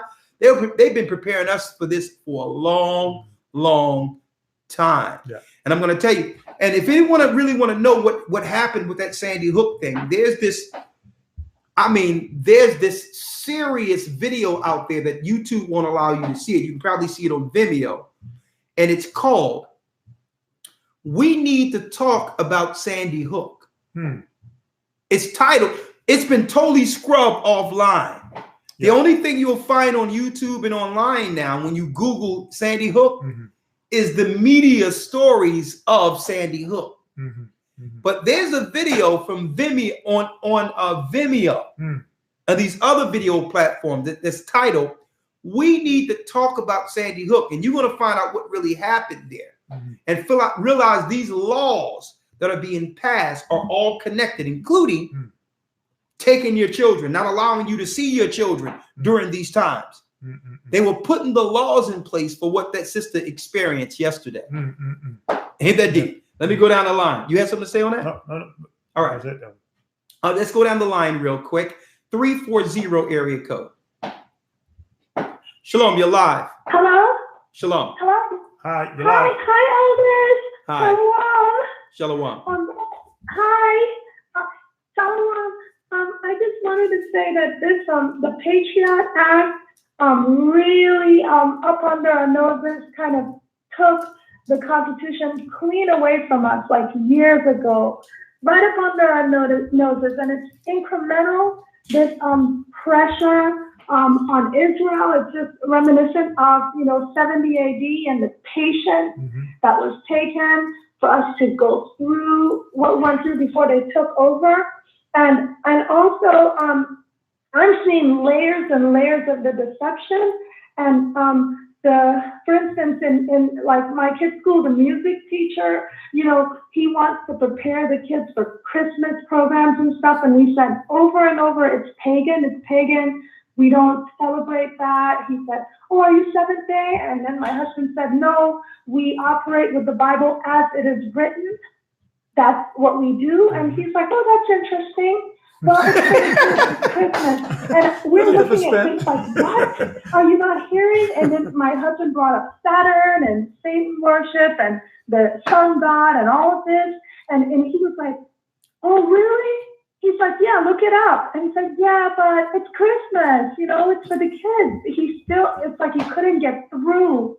And I'm thinking about what that sister just said when she called in about holding kids and the school's influence on the kids. And I homeschooled for 2 years and put them back in school, but now I'm really thinking about it really hard as to the importance of having your kids close. They did wonderfully in homeschool. I went back to work, but I'm really now reconsidering this, because even in storms and the islands, they have the FEMA trucks, distribution trucks, they hold kids, they hold you, they stop you from going here and there. You have lines to go to the grocery store to get like a pittance of food, anything that it will give you. And I'm thinking, in those situations of storms, they'll hold your kids while there are flood waters and rain and storm and all of that. And I'm like, this is something really to think about.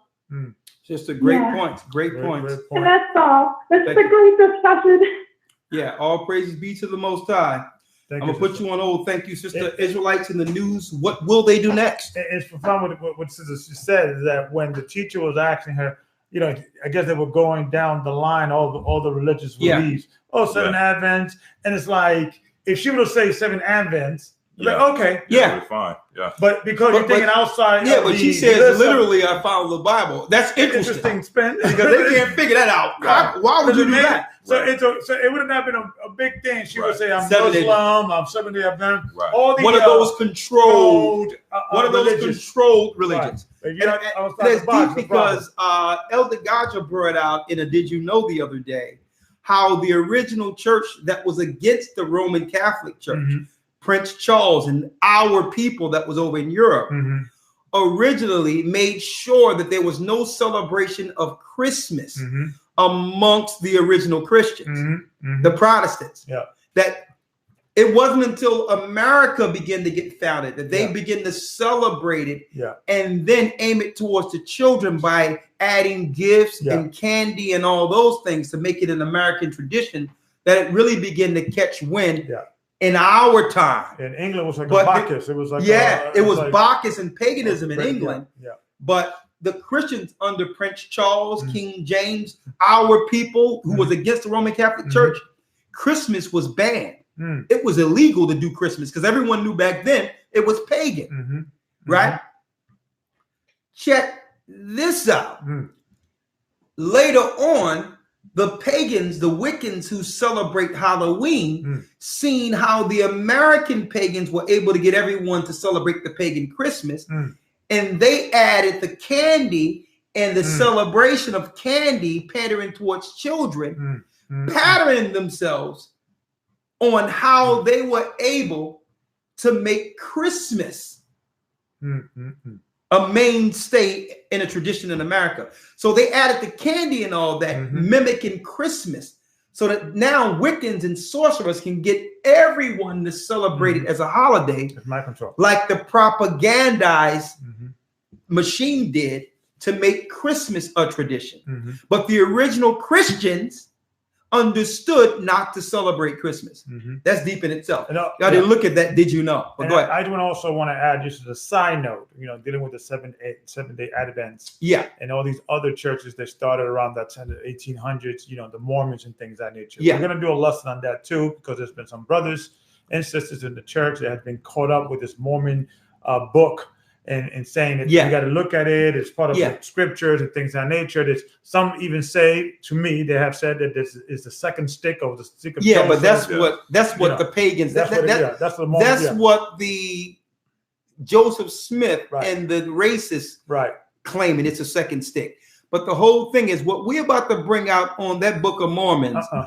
Guess what? You'll be able to throw that and heat up your barbecue with it. Right. Because burn it. Wait till you see what we're about to bring out of the Book of Mormons. And then if you want to follow that, knock yourself out. We're going to show you what they really feel about everyone that don't look like them. And it's written in the Book of Mormon. Several times. And only the unlearned so-called teachers out there are going to that. Anyone that have done research and understand how it was compiled would never follow the Book of Mormon.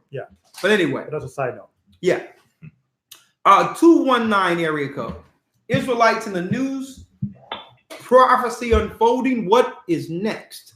Talk to me. What will they do next? Hey, shalom, elders. Shalom. Shalom. Okay. I was trying to see if y'all had a body in St. Louis, or if I need to come out there where you guys are. I need to get baptized. No, we have a body in St. Louis. Write down his number, Lloyd. That's what everything. In St. Louis? We have a body in St. Louis. Is this your number you can be reached at? Oh, okay. Yes, St. sir. Louis. All right. Yes, sir. So we can give this number to Shakuma, and Shakuma will reach out to him. St. Louis, right? Yeah. St. Louis. Can you give that to Shakuma? Anything else, brother, before we go to the next call? What's your name, brother? It's one L, VORNELL. Okay.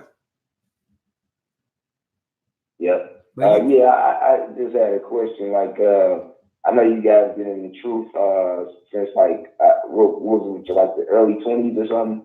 Yeah, I mean, since the early 90s, 92, 93 for me. Yeah.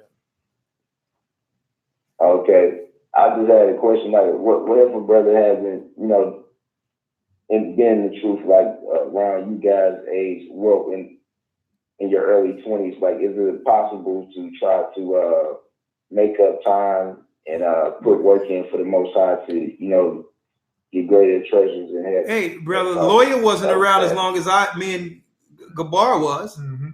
So, hey, the Most High can expediently bring you to his understanding. You have to realize there's no time between the Most High and us. Right.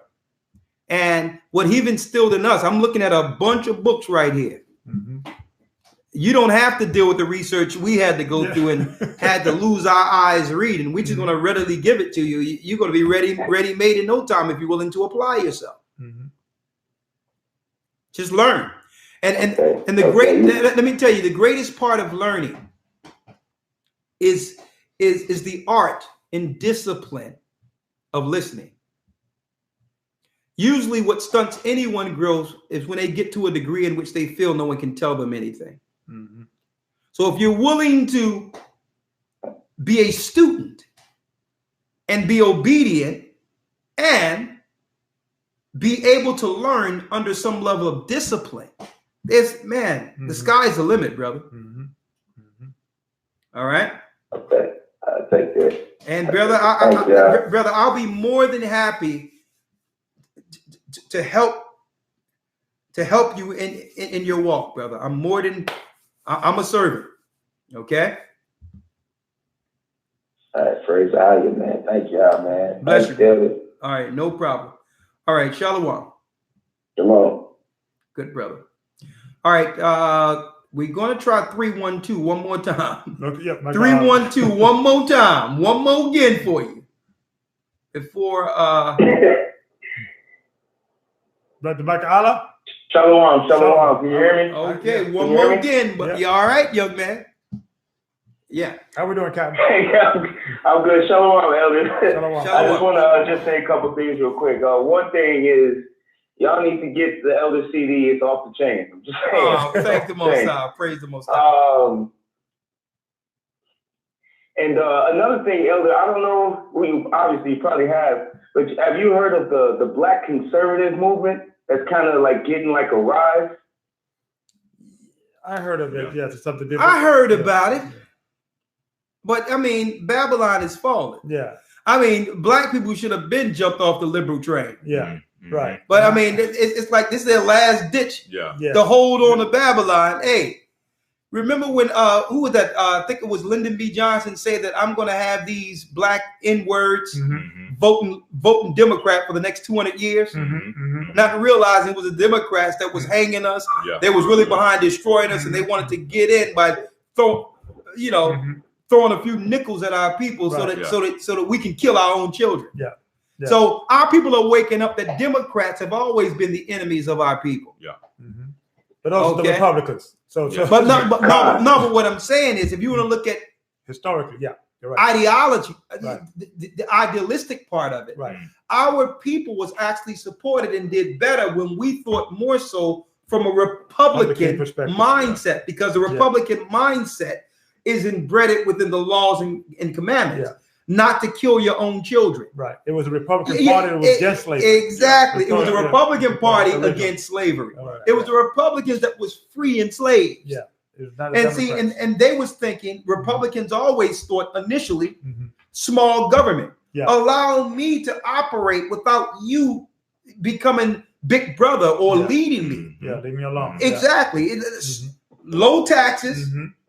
Low taxes. Don't forget, because the Republican Party was made out of the Christian right, where they believed in traditional family, not liberal sex all over the place, not the killing of your children, not socialism. Yeah. So now that we're at the end of the rope, instead of cleaving to God's law, we're looking at being a Republican now. Yeah, exactly. Listen, it's over. It's over. Stick a fork in it. I mean, right now, Donald Trump is reporting on Israelites, okay?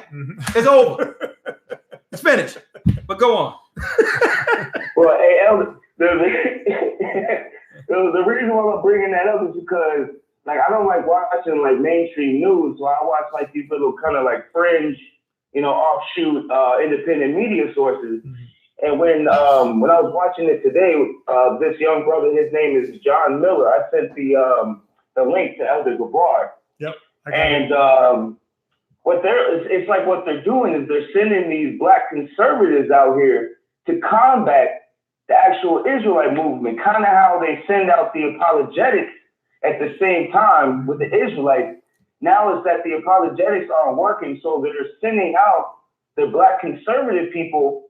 And when he brought that out on the news, he was mad that they started covering the Saudi Arabian who shot up the Air Force base and stopped covering the Hebrew Israelite who actually shot up the kosher store. So he was actually angry that they switched the narrative and wouldn't cover the black Hebrew Israelites. Oh, that's deep. Yeah, we got it. They're gonna use every little wormy little thing they can do. But let me tell you this though, just on the political side. If I was just a political person, didn't know the Bible, and just was a good person and wanted to understand right from wrong and choose right from a political standpoint, right? I would be a Republican. Why? I need you to think about it. If you gave me the choice whether a child should live or be killed in a woman's womb, me being a good person would say, I disagree with that. I would go with the party to save children and be against the party that's killing children, right? If me being a good person, if there's one party saying free love and giving people the right to marry anyone they would like, and there's another party saying, I would like to save the traditional values of family and have marriage only be man and woman, and I believe in family, I would choose that party. Exactly. Because I would think that the God I respect and love, even if I didn't know the truth, would have a problem with a person voting for a party that say it's okay to kill children and it's okay to destroy the original image of God, which is marriage, male and female. And it's profound you say that because, like you mentioned earlier, so if I politically, 75% of churchgoers are people of color. That's what I'm saying. saying. So do you think that there will be more aligned? With so how backwards is that? 71% of people that go to church are black people, but they're Democrats. Okay. So that means they're Democrats. They claim they follow the Bible and believe in God, but they are with a party that agree with killing their own children, killing their children, and dismantling the sanctity of marriage. So even if I didn't believe in the Bible and was a good person, I would look at the talking points and say, man, I'm not being no stinking Democrat. Thank you, brother. Profound. Thank you, brother. Shalom, elders. I appreciate everything. Thank you. The water. Thank you. Thank you. And people say, what about Trump? What about Trump? What are you talking about? What about Trump? Trump is in a position that's ceremonial. He's no different than Barack Obama or any other person that sit on that seat. When a president get in position, he's briefed. So I need to find out who those people briefing him. Those are the real leaders. You sit in the office and saying, okay, what is my job? If the cabinet comes in and say, let me brief you on what you'll be doing for the next 4 years. Exactly. Who's the chief? Who's I thought he made his own calendar. So I need to talk to the guy that's making the president's calendar. Exactly. So don't come to me with no, what about Trump? Don't feed into this racist back. You have to look at everything according to properly. Trump gonna do his job as president of the United States. Like Obama did his job. The whole thing is, what I'm saying is, if I was politically driven and was a morally sound person and reasonable, I wouldn't be convinced to vote against myself by being a Democrat. I don't want my children killed. I don't want free love and the dismantlement of family. I believe in how is it that this is what they're saying? White people are traditionally, because they're Republican, moral people because they love family. They are against abortion. They believe in God as a Christian right. And they give us the LGBT movement. And they give us abortion. So what they tell them? They say that they're good and we're evil. That's what they're saying through politics. That we believe in all the immoral wickedness. And that's what we agree with. So they just threw all the evil on us. If I can mention too, on that particular guy, I don't necessarily believe that someone sat him down and said, look, do this report on the Israel. I think that these reports that we're going to be seeing more and more about Israelites, they're doing exactly on the general population what they're meant to do. Everyone, regardless of political belief, religious belief, they're going to shape it in a way where all of those people are going to have something to say negative against Israelites. The community, the black community, they're going to have something negative to say. So I don't think it's necessarily someone sitting down and saying, you know. I don't think there was a conspiracy with that. That was just his views. But I want to say this real quick because someone say they're bringing Obama back. Presidents never go anywhere. Even after they're out of office, they keep the Secret Service with them. So presidents are political ambassadors even after the office. So you have to watch. That's why no matter, it could be 10 years from now, if a president, Jimmy Carter, shows up in the room, they'll call him Mr. President. A president never loses president status. So the whole deal is you have to look at their ambassadorship and what they're being used for next. And that's where, with everyone against Trump, look for them to push Obama on an international level, because what they're moving into the international courts, and eventually they're going to have an international body that controls the earth after America is dismantled.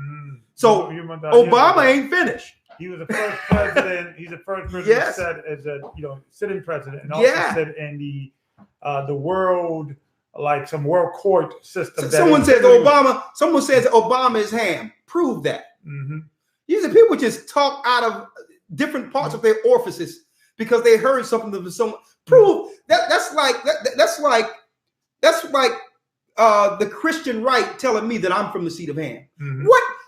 What proof do you have that Obama is Ham?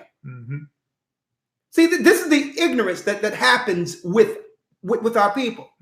You just repeat anything you say uncorroborated, speaking out of the wrong side of a hole. The whole deal is we must examine everything according to prophecy. Okay? And the reality is, on a political scale, they're not finished with Obama. Because presidents never lose their ambassadorship. They're just used politically for other things. Like Clinton and the family was used when Haiti went down. They pulled the Clintons out. They're ambassadors for a higher Masonic order. But I'm going to bring that out later, and we'll probably prophesy that on the other side once things go down. And you will see them on that side of this prophecy. All right. I already got 3, 2, 1. I think that's the last call, right? I think that was it. That was it. Yeah, that was it. All right, I'm going to pull in 470 real quick. Last call. You're live with the Gathering of Christ Church.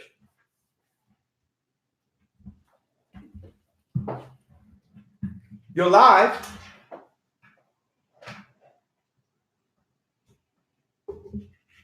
Okay, I guess we're pretty much done. Israelites in the news, what will they do next? Hey, the president is talking about it. We're here, fellas.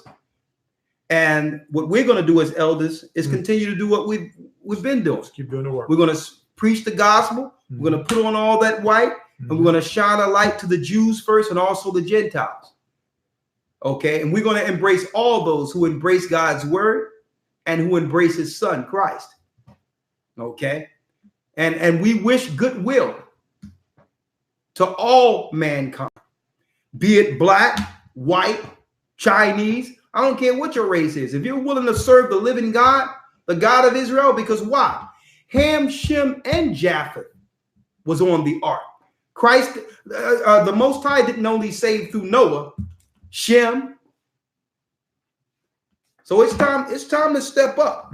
It's time to take this knowledge to the next level, folks, and understand if you're going to be an ambassador with this word, you must become an ambassador for good. That's right. And understand what you're representing in this awakening, or be on the wrong side of prophecy. And we pray that that's not your choice. Anything you want to say, Elder Gaja, before we leave out, and then we'll pray out, and then wish you all Godspeed. Anything, Gaja? You got 662 area code here. I'm getting all these texts. Gaja, anything? Shalom, man. You can hear me? Okay, we have 662. Shalom, Elder. Talk to me, young man.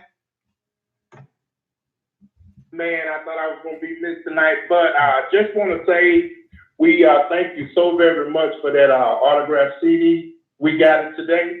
Praise Thank you. Praise the Most High. Thank you. Thank you, man. We're truly enjoying it. Now I can get the unautographed copy. Amen. Good. Amen. Enjoy it, my brother. Just one point. Last October, we ordered the book Jews in Their Land. Is that right? Jews in Their Land with a higher on it. We ordered that book in mid-October. We ordered that book in mid-October, and we have been looking to get the book. Now we checked the order and it said it will be late, but it's on its way. We checked it like twice, and then like right around the mid or late November, they said that we didn't have it. So the book was ordered. We paid for the book. We looked on our card. The money was off. Then all of a sudden, as we're waiting on the book, we didn't receive the book. So my wife called and I got a representative and asked her, we hadn't got the book. Why hadn't we gotten the book? And the lady said that the book, they didn't have the book anymore.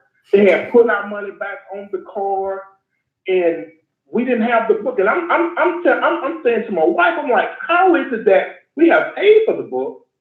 The book was sent out, and now all of a sudden they stopped. I don't know how they stopped the order with the book on its way, and they put the money back on our card. And that book, a higher in the burning bush, we was waiting on that book. And I said, how can they stop us from receiving that book after paying for the book? And the book is on its way. And it just cut us off. And I was like, man, my wife said, Elder Ricard needs to stop announcing those books, and maybe we can go and get the book. Because when you give us a book, it's like they stop it. It's like, okay, they're not going to get this book. They did not jack the price up. They just cut us off from getting the book. Yeah, so I just wanted to say that it was crazy. It was crazy.